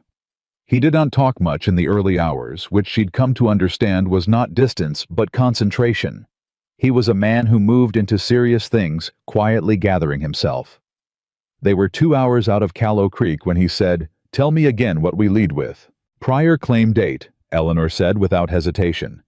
"August 14, 1871. Whitmore's land purchase was March 1873. That establishes the legal hierarchy before anything else gets discussed. Everything else, the diversions, the witness accounts, the pattern, all of it supports a violation of an already established right. We're not asking the commissioner to decide a dispute. We're asking him to enforce something that was already decided in 1871. Caleb nodded slowly. "And if they push back on the documentation?" "They won't. 3 witnesses, 4 incidents dated and signed. That's more documentation than most water rights cases carry." She looked at him sideways. "What they might push back on is who compiled it. Meaning you.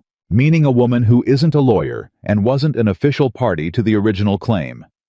She kept her voice even. "If that comes up, the answer is that I'm the household manager of the Walker Ranch, and I compiled the record in that capacity. I'm not presenting myself as legal counsel. I'm presenting documented evidence. The evidence speaks regardless of who organized it." He looked at the road ahead. "You've thought about all of this." "I've been thinking about it since Friday night in the north pasture," she said. "I think better when I'm worried. It's not a quality I recommend, but it's what I have." That almost smile appeared at the corner of his mouth. "It's working so far. Ask me again after we talk to the commissioner." Helena was a full day's drive. They stopped at midday at a way station where Eleanor bought bread and dried meat. With 2 of her $7, she still had them all 7 because Caleb refused to let her contribute to provisions, and she'd stopped arguing about it the 3rd time, but she had decided the trip to Helena was her expense, and that was not negotiable.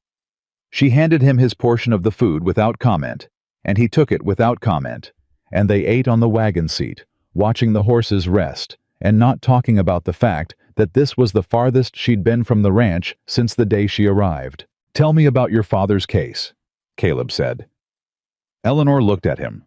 It wasn't a question she'd expected. "Why?" "Because you know things about land law that most people don't," he said, "and I'd like to understand where they come from. And because—" He stopped, started again. "Because we have a long drive, and I find I want to know." She sat with that for a moment. "I find I want to know."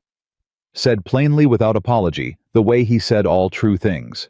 His name was John Hayes, she said. He had 40 acres in Buchanan County, Missouri. Good land, creek running through the southeast corner that watered the lower field. A man named Forsyth bought the adjacent property in 1869 and spent 3 years trying to acquire my father's water access because it was the only reliable water source for a significant stretch of that area. She looked at her hands. Forsyth was connected. Money, local political standing, a lawyer in St. Joseph who'd won 40 cases before he lost one. My father had himself and whatever he could read and afford. What happened? Forsyth's lawyer found a technical defect in the original water rights, filing a surveyor's notation that was ambiguous about the creek's exact course. It shouldn't have been enough to invalidate the claim. But it gave Forsyth's people room to argue, and they had more time and money to argue it than my father did. And eventually the case went to a judge who was either corrupt or simply tired of it, and my father lost. She was quiet for a moment. He kept the land. But without the water access, the lower field was useless. He spent the last 2 years of his life farming half what he should have been farming. Caleb said nothing for a while. "You're filing," Eleanor said. "I checked the surveyor's notation 3 times. It's clean. The creek course is unambiguous." She looked at him directly. "I wasn't going to let that happen twice." He held her gaze for a moment. Then he looked back at the road, and she saw his jaw move in that way it did when something had gotten past his careful exterior and he was deciding what to do about it. "Your father," he said, "would be proud of you." Eleanor looked away fast. She did not say anything for several miles. They reached Helena in the late afternoon and found a boarding house where Eleanor took one room and Caleb took another, and neither of them made anything of the arrangement. They ate supper in the common room, a decent meal better than Eleanor had expected, and went over the documents one final time at the table before the other boarders needed it for the evening. The Territorial Commissioner's office opened at 8 o'clock. They were there at 10 minutes to 8. The office was run by a man named Commissioner Gerald Oakes, who turned out to be not tired-looking at all, but sharp in the way of someone who has processed a great many land disputes and developed very quick instincts about which ones were serious. He was perhaps 60, with the careful economy of movement of a man who had learned that wasted motion produced wasted time, and he looked at Eleanor when they were shown in with the particular look of a man recalibrating his expectations of the meeting. "Mr. Walker," he said. "And this is Eleanor Hayes," Eleanor said. "I manage the household of the Walker Ranch. I also compiled the documentation we're presenting today." Oakes looked at her for one more assessing second. Then he sat down and held out his hand for the papers. Eleanor gave him the prior claim document first. He read it. He looked at the date. He looked up. August 1871. "Yes," Eleanor said. "The adjacent land currently owned by Thomas Whitmore was purchased in March 1873. The creek that feeds the north pasture of the Walker property was established as a water access right under this claim before Whitmore held any title to neighboring land." Oakes set the document down carefully. "Go on." She gave him the diversion record next. He read it the way people read things they're taking seriously, slowly, going back checking dates against each other. He read Hector Cole's account. He read Damon Cole's account. He read the time Eleanor had compiled that laid the 4 incidents against the dates of Whitmore's written purchase offers, which she had obtained copies of from Avery Birch's office. That last page made him stop. "These offers," he said. "The timing. The first diversion occurred 11 days after Mr. Walker declined the first purchase offer," Eleanor said. "The second occurred 6 days after the second offer was declined. The third and fourth followed the filing of our preliminary complaint with Mr. Birch's office." She kept her voice level and her hands still. "The pattern suggests the diversions are not incidental." Oakes looked at Caleb. "Mr. Walker, is there anything you want to add to what Miss Hayes has presented?"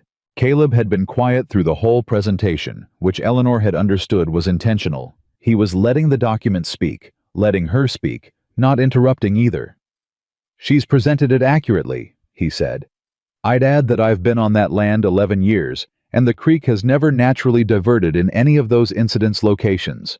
The geology doesn't support it." "You're certain?"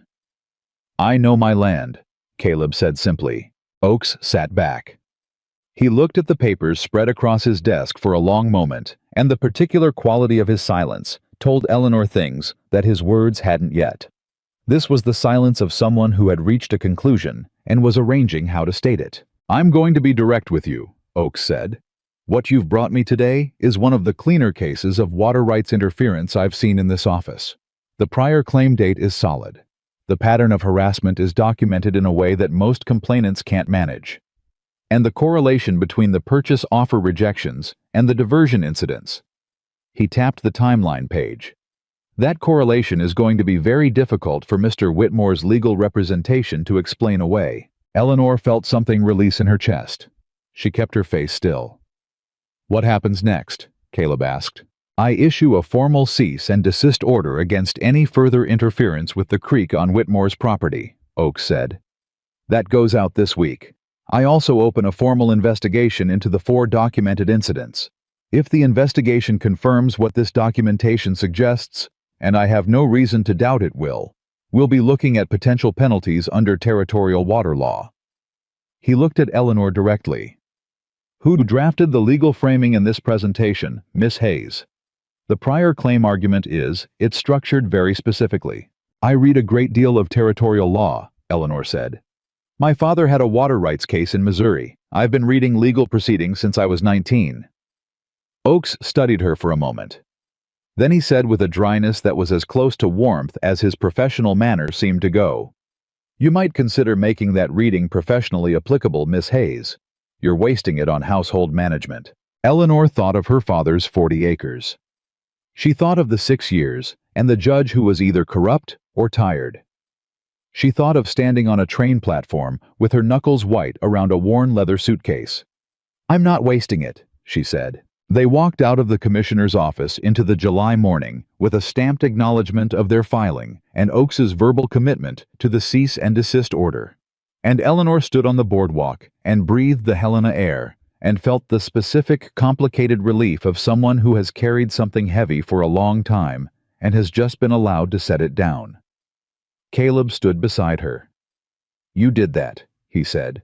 We did that. Your land grant was clean. Your 11 years of work built the foundation.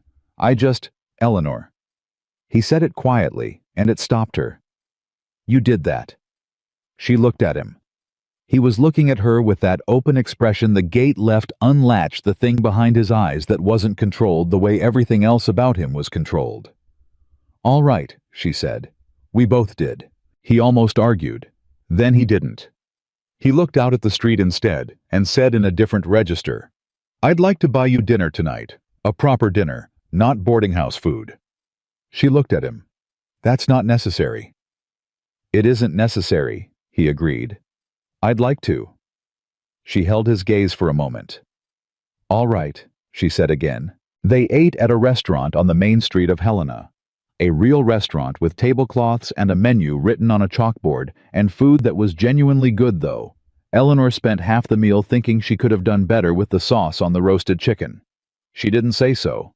She was working on keeping her professional assessments to herself in social contexts with mixed results. Caleb ordered wine, which surprised her. He poured it carefully, and he raised his glass and he said, To your father. Eleanor's breath caught. She raised her glass. They drank. Tell me something about him, Caleb said. Not the case. Him. Eleanor thought for a moment. He used to read the land survey maps the way some men read scripture, like the information on them was sacred almost. The topography, the watercourses.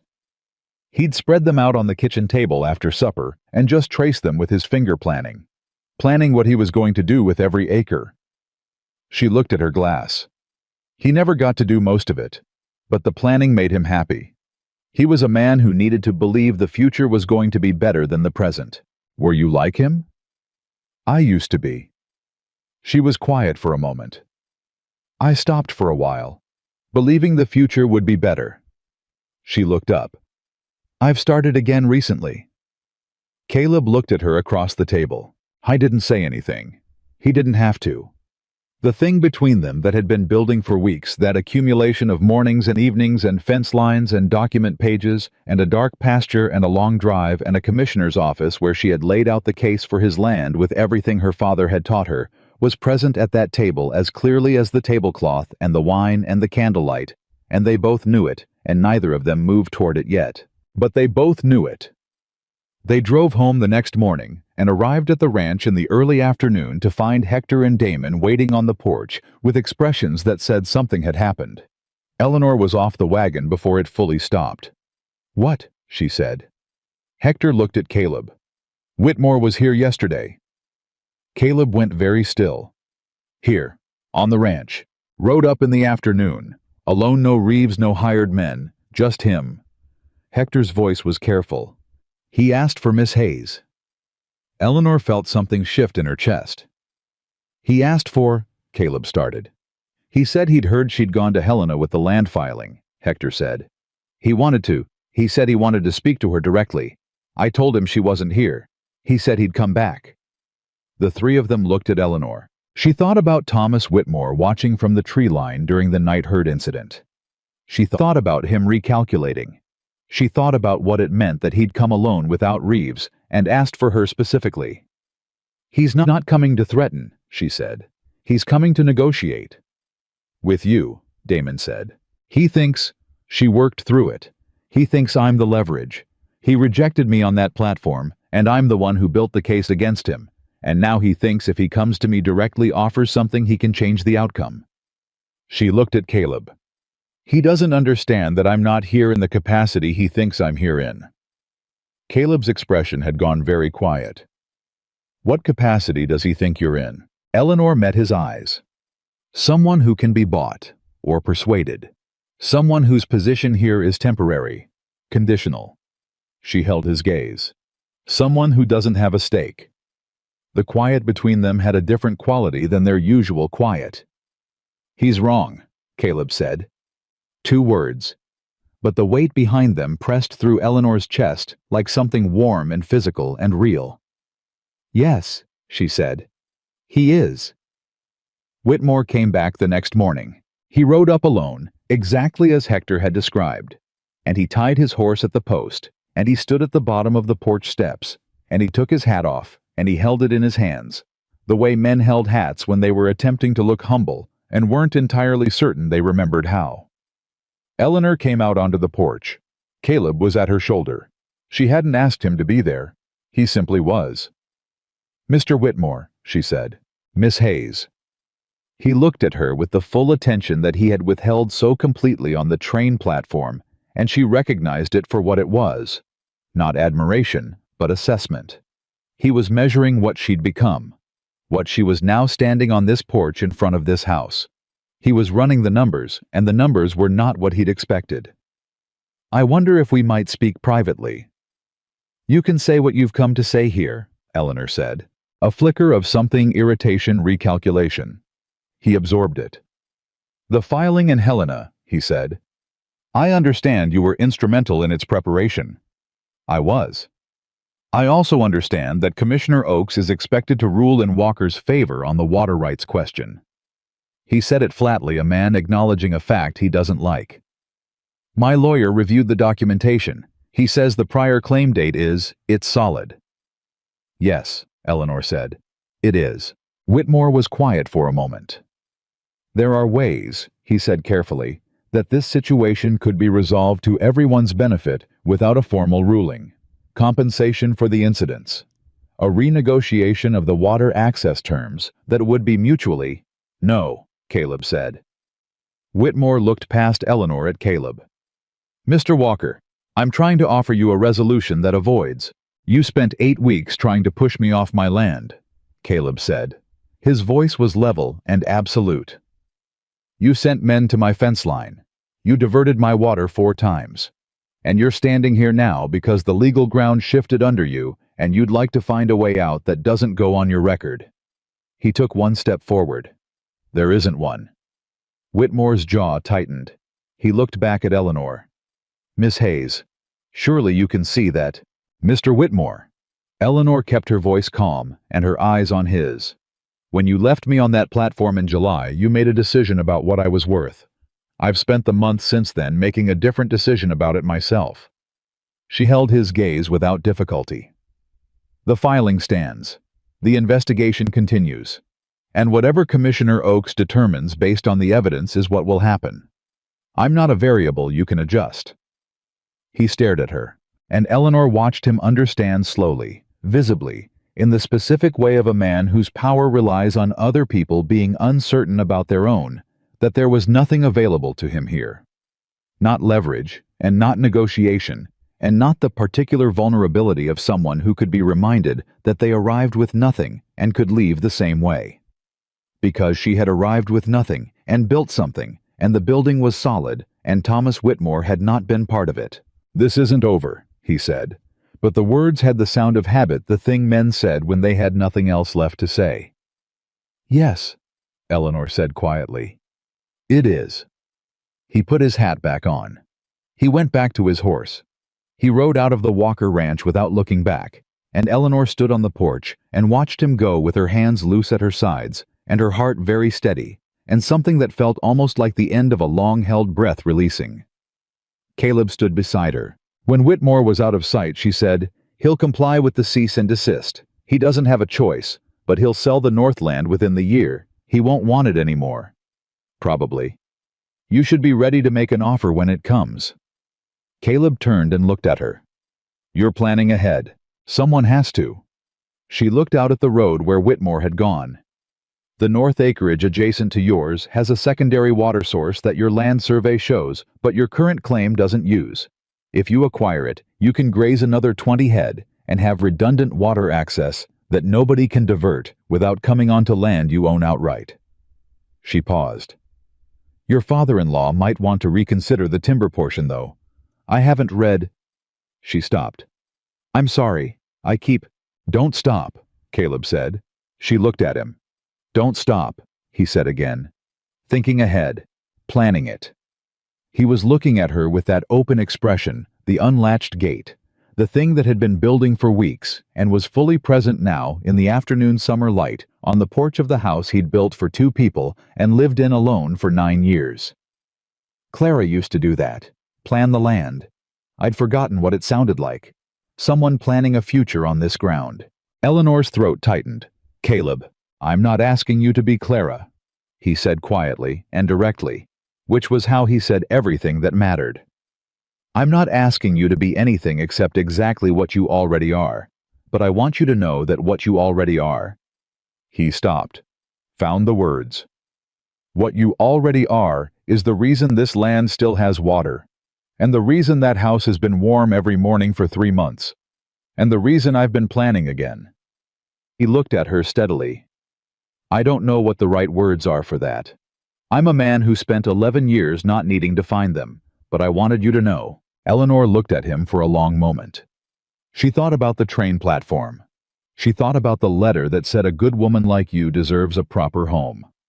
She thought about how she'd read those words and wanted to believe them, and then stood in the wreckage of believing them, and been offered instead a room with a bolt on the door, and a man who said, it's a room that was going to sit empty either way. She thought about how the empty room had not stayed empty, how neither of them had. "I came west for a different life," she said slowly. "I thought I knew what it would look like. I had a very specific picture." She met his eyes. "I was completely wrong about the picture, but I think—" She stopped. Let the thought complete itself. "I think I was right about the feeling, what I wanted the life to feel like." She looked at him. "It feels like this." Caleb was very still. Then he reached out, and he took her hand, not dramatically, not suddenly, but the way he did everything with careful, deliberate intention, like a man who means what he does and does what he means. His hand was warm and work-roughened, and it held hers with the same steadiness that was in everything about him, and Eleanor did not pull away. She looked out from the porch at the ranch, the barn, the pasture, the mountains going blue with afternoon distance, and she felt with the precision of something finally named that she was standing on land that had been fought for with documentation and water rights law, and a sleepless night in a north pasture, and that the fight had been hers as much as his, and that this place knew her name. From behind them inside the house, Damon's voice floated out through the open window. Hector. Do you think she'd teach me biscuits again tonight? I'm getting better. I think I'm genuinely getting better. Hector's voice patient as stone. Damon, you burned the last 3. The last 2. The first one was just very brown. Eleanor laughed. Caleb turned his head at the sound of it, and the expression on his face was the same one she'd caught in the kitchen doorway 3 weeks ago, and looked away from, because she hadn't been ready to know what it meant. She didn't look away this time. Damon burned the biscuits again the next morning. Eleanor didn't say anything about it. She simply moved him aside, gently showed him for the 4th time how to test the heat of the pan with the back of his hand before the fat went in, and handed him the spoon with the particular patience of someone who has decided that a person trying is worth more than a person who has stopped. You're not angry, Damon said, watching her fix what he'd ruined. Why would I be angry? Because I keep doing it wrong. You keep doing it, Eleanor said. That's different from doing it wrong. She handed him back the spoon. Again, you finish it. Hector appeared in the kitchen doorway, took one look at the situation, and wisely went to pour his own coffee without comment. Caleb came in a few minutes later, registered the smell of something recently rescued from disaster, caught Eleanor's eye, and also said nothing, which was one of the things about him that she had come to appreciate unreasonably. The morning moved the way. Mornings on the ranch moved now with the easy overlapping rhythm of 4 people who had learned each other's schedules and silences and particular requirements. Hector needed coffee before he could be spoken to. Damon needed to be spoken to immediately, or he filled the silence with observations that went in directions nobody had planned for. Caleb moved through the morning the way he moved through everything deliberately without waste. And Eleanor had her own rhythm that had threaded itself into the household's rhythm so naturally that she couldn't now identify where one ended and the other began. She wasn't sure when that had happened. She wasn't sure it mattered. What mattered was the letter that arrived from Helena on Thursday. Avery Birch brought it out personally from Callow Creek, which told her before she'd opened it that it was significant. He handed it to Caleb on the porch with a look that was carefully professional over something that might have been satisfaction. Commissioner Oakes's ruling, Birch said, came in this morning. Caleb looked at Eleanor. Eleanor looked at the envelope. Open it, she said. He opened it. He read it.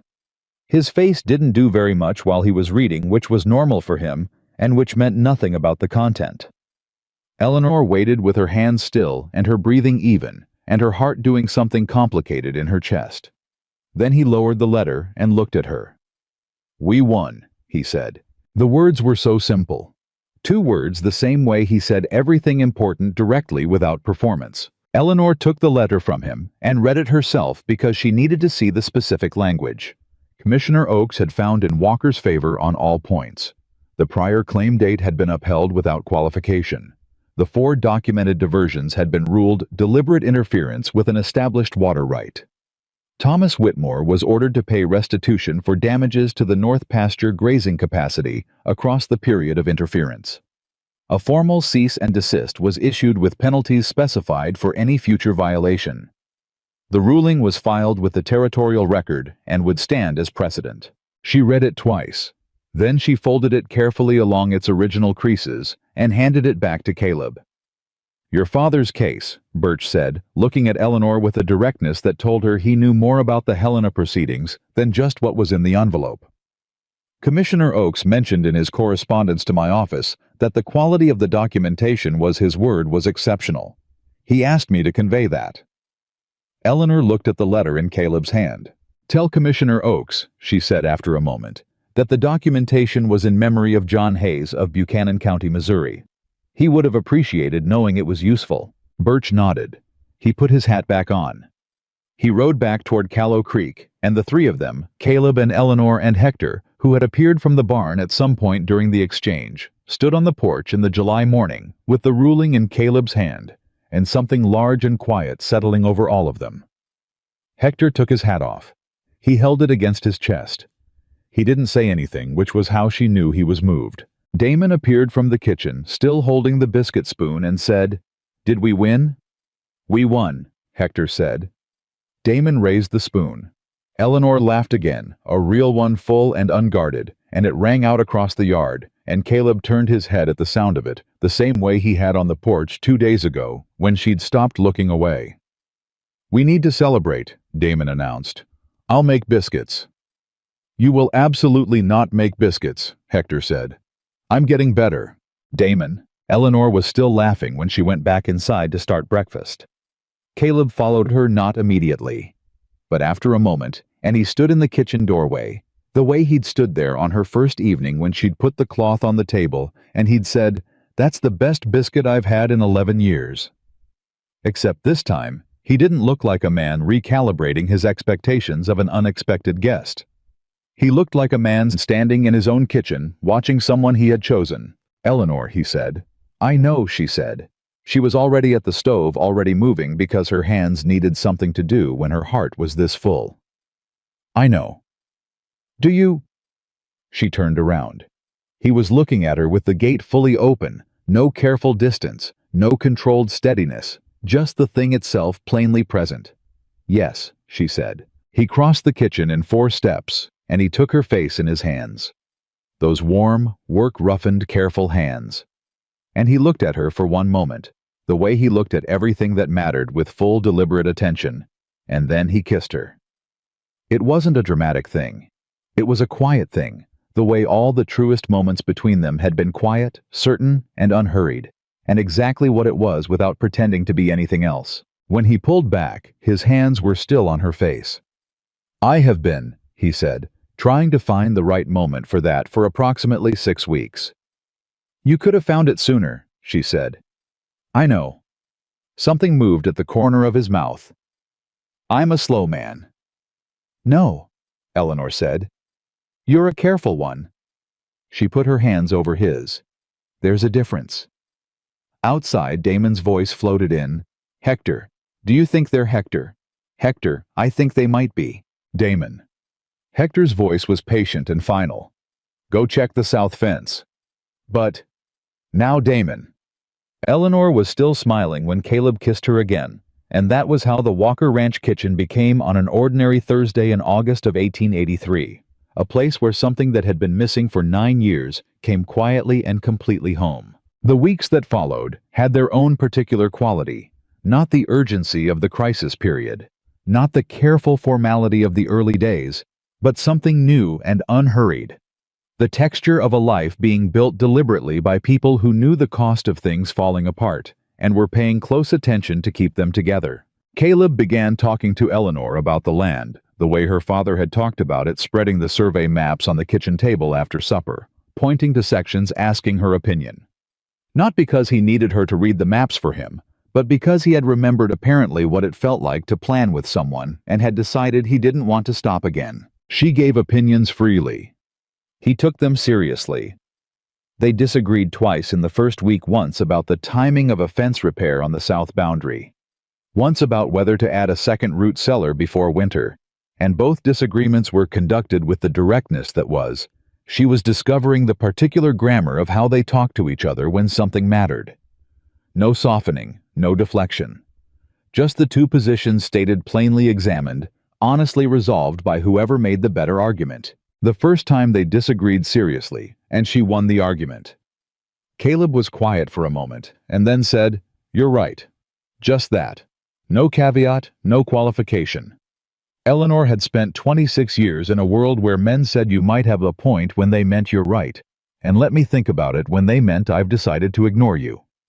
The directness of "you're right" hit her somewhere behind the sternum with a force that was entirely disproportionate to the words. "I know," she said, and her voice was only slightly unsteady. He looked at her sideways. "Are you all right?" "Perfectly fine," she said. "Go fix the fence." He went.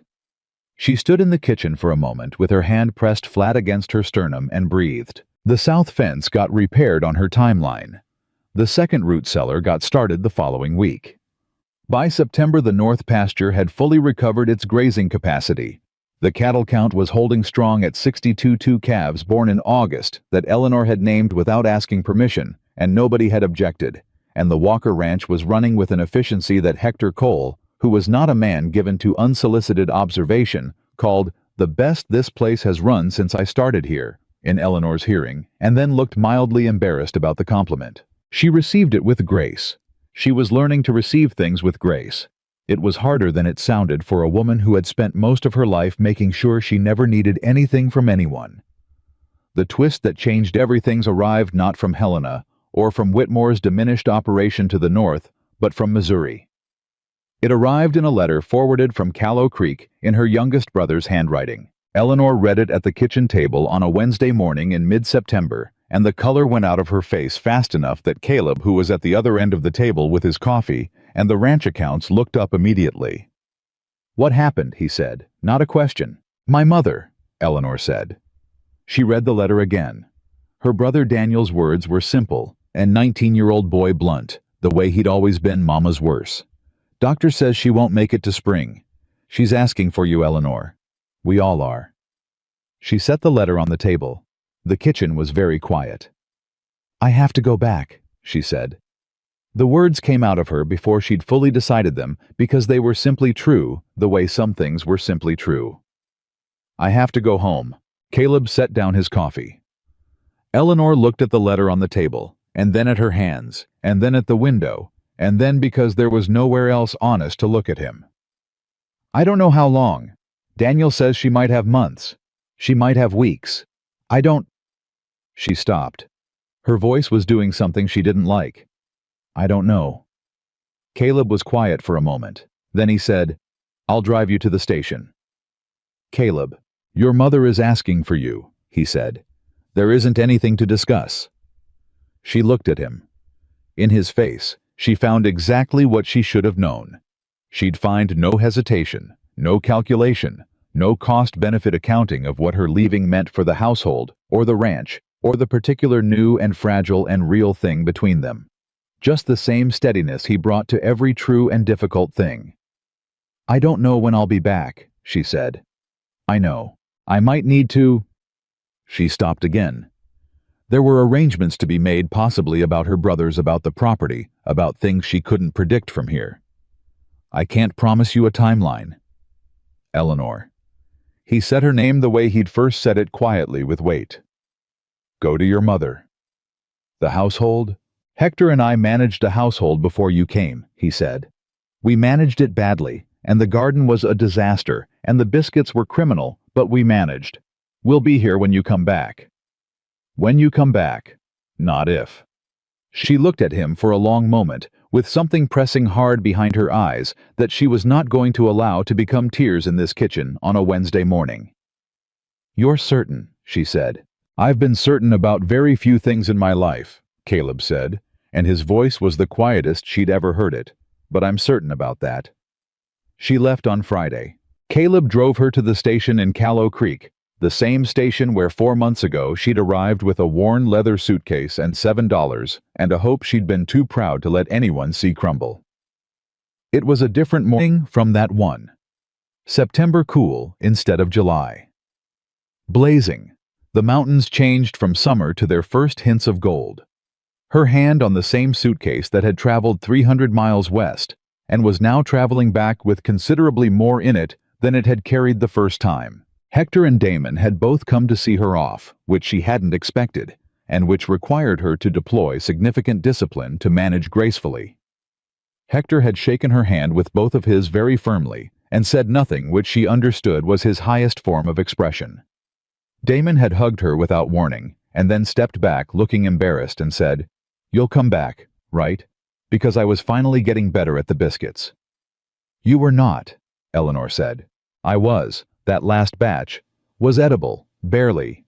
"That's progress," he said with enormous dignity. She laughed. She hugged him back properly, which made him stand very straight and try to look casual about it. At the station, Caleb carried her suitcase to the platform. He set it down beside her. He stood in front of her with his hat in his hands, which she had come to understand was the tell the gesture that meant he was in serious territory, hat in hands, not on his head. And he looked at her with the full, steady attention that she had come to understand was his version of saying everything at once. "Write to me," he said. "I will." "Tell me how she is." "I will. Tell me." He stopped. Found what he was looking for. Tell me what you need. From here. Whatever you need, I'll send it. Eleanor looked at him standing on that platform in Callow Creek with his hat in his hands and the September light on his face, and 9 years of a house kept empty behind him, and 62 cattle and 2,000 acres, and a north pasture that still had water, because she had read her father's land survey documents and paid attention, and she felt something clarify in her chest with the cleanness of a thing finally completely understood. I need to know this is here, she said. When I come back, I need to know this is here. It's here, Caleb said. I'm here. She picked up her suitcase, then she put it back down, and she stepped forward, and she put her arms around him, not waiting for him to reach for her, not making it a question, just deciding and doing the way she'd decided and done everything in the last 4 months, and he put his arms around her with the care of a man holding something he intends to keep safe. And they stood on that platform in front of whatever was left of Callow Creek's opinion of them, and neither of them cared. The train came. She got on it. She watched him through the window as the platform receded, hat back on standing straight, the particular quality of stillness that was entirely him, until the train took a long curve, and the station disappeared, and Eleanor Hayes turned forward in her seat, and looked at the country opening up ahead of her and breathed. She was going home. She was also leaving it. Both of those things were true at once, and she held them both, and did not try to make one of them less true to make the other more comfortable. Her mother was alive when she arrived in Hester, Missouri, which was the thing that let Eleanor breathe properly for the first time since Daniel's letter. Frail and tired and diminished from the woman Eleanor remembered but present. And when Eleanor came through the door of the small house where she'd grown up, her mother opened her eyes and said, "There she is," with a certainty that suggested she had never doubted the arrival, only the timing. "Here I am," Eleanor said, and took her mother's hand. She stayed 6 weeks. She wrote to Caleb every week, sometimes twice. She told him about her mother's good days the afternoon she sat up in bed and asked for pie and ate 2 slices. The morning she told Eleanor a story about Eleanor's father that Eleanor had never heard before. Something about a dance at a county fair in 1852, and a blue dress and a man who had been very nervous and tried to hide it behind extreme confidence. She told him about the harder days. She told him about her brothers Daniel and young Thomas, who were 19 and 16 and trying to manage the farm and the house, and their mother's illness, with the particular combination of effort and incompetence of boys who needed more practice at things they'd been thrown into too fast. She stayed 6 weeks, and she organized the farm accounts and repaired the kitchen roof with Daniel's help, and taught Thomas to cook 4 things that would sustain him through winter, and she sat with her mother every evening, and sometimes they talked, and sometimes they didn't, and either way was enough. Caleb wrote back to every letter. His letters were like him, direct, and not long, but never sparse, saying exactly what he meant. He told her the biscuit situation had deteriorated significantly in her absence. He told her the second root cellar was done, and he'd put the winter provisions in it, and thought of her organizational system when he was arranging things, because her organizational system was objectively better than his. He told her the north pasture was holding.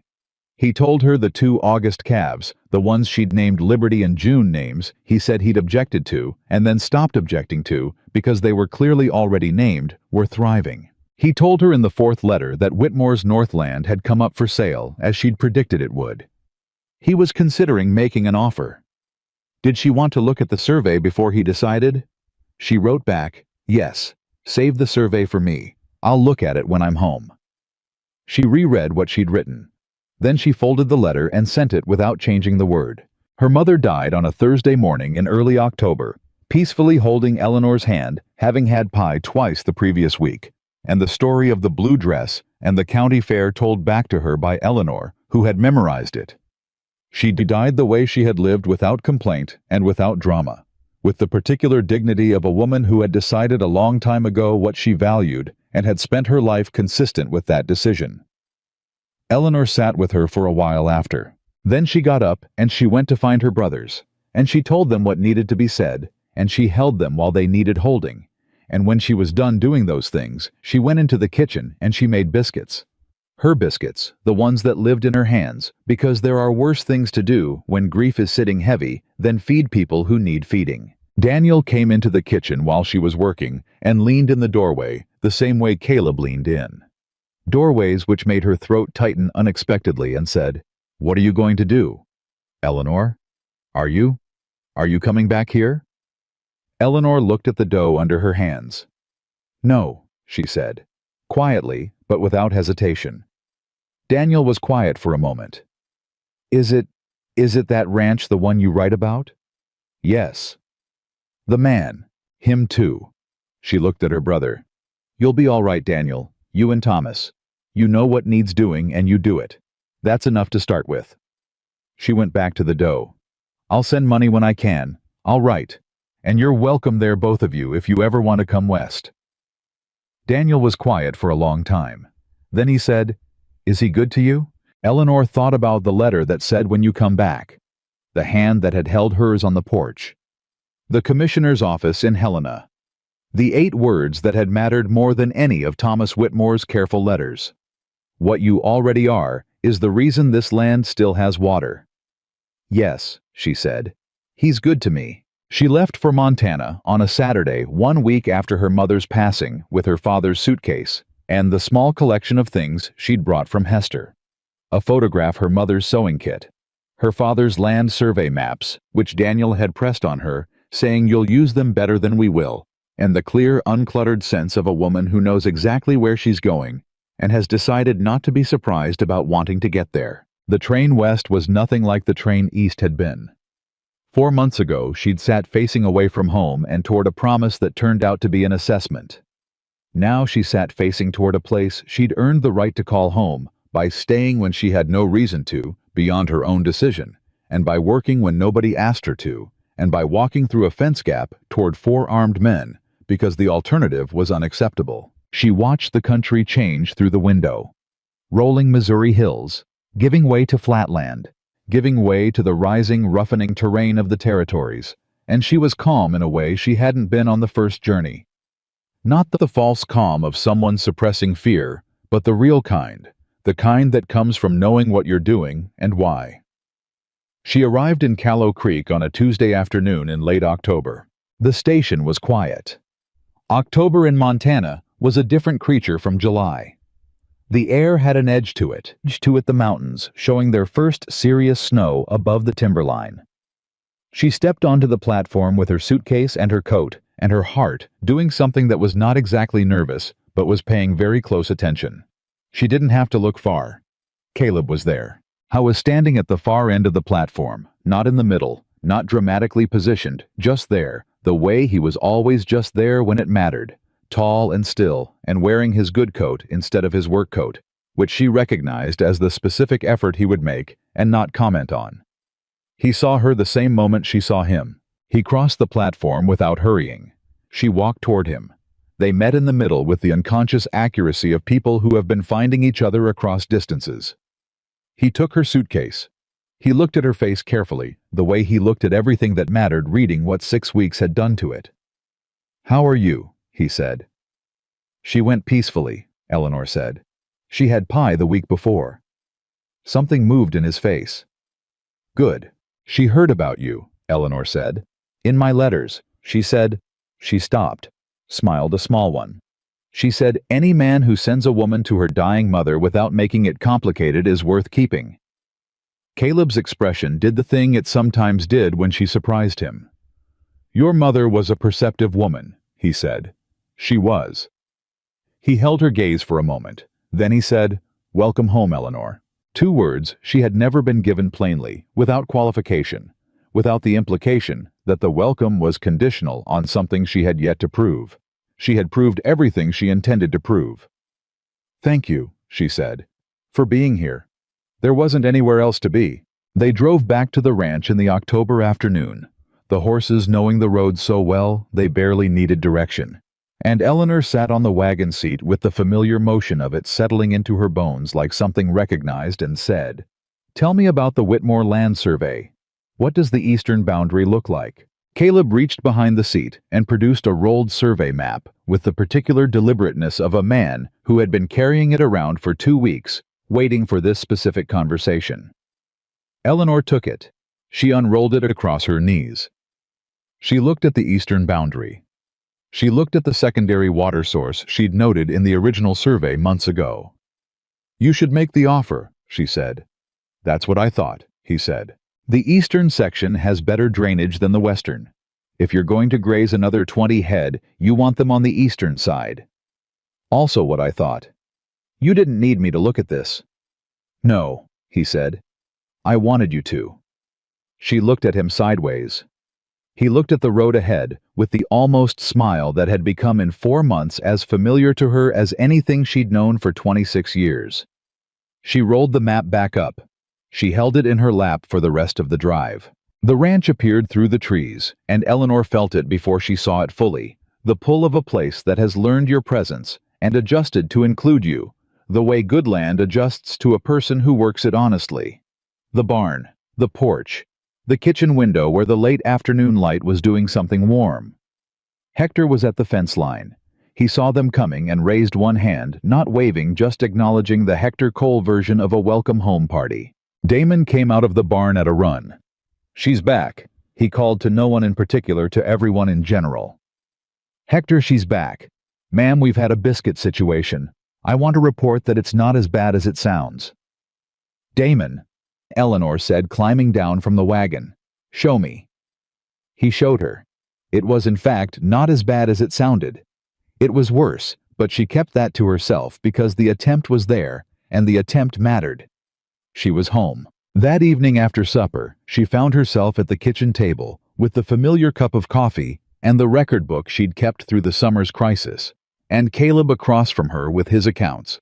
The two of them working in the same room, the way they'd learned to work each in their own thread present to the other, without requiring anything of that presence, except that it continue.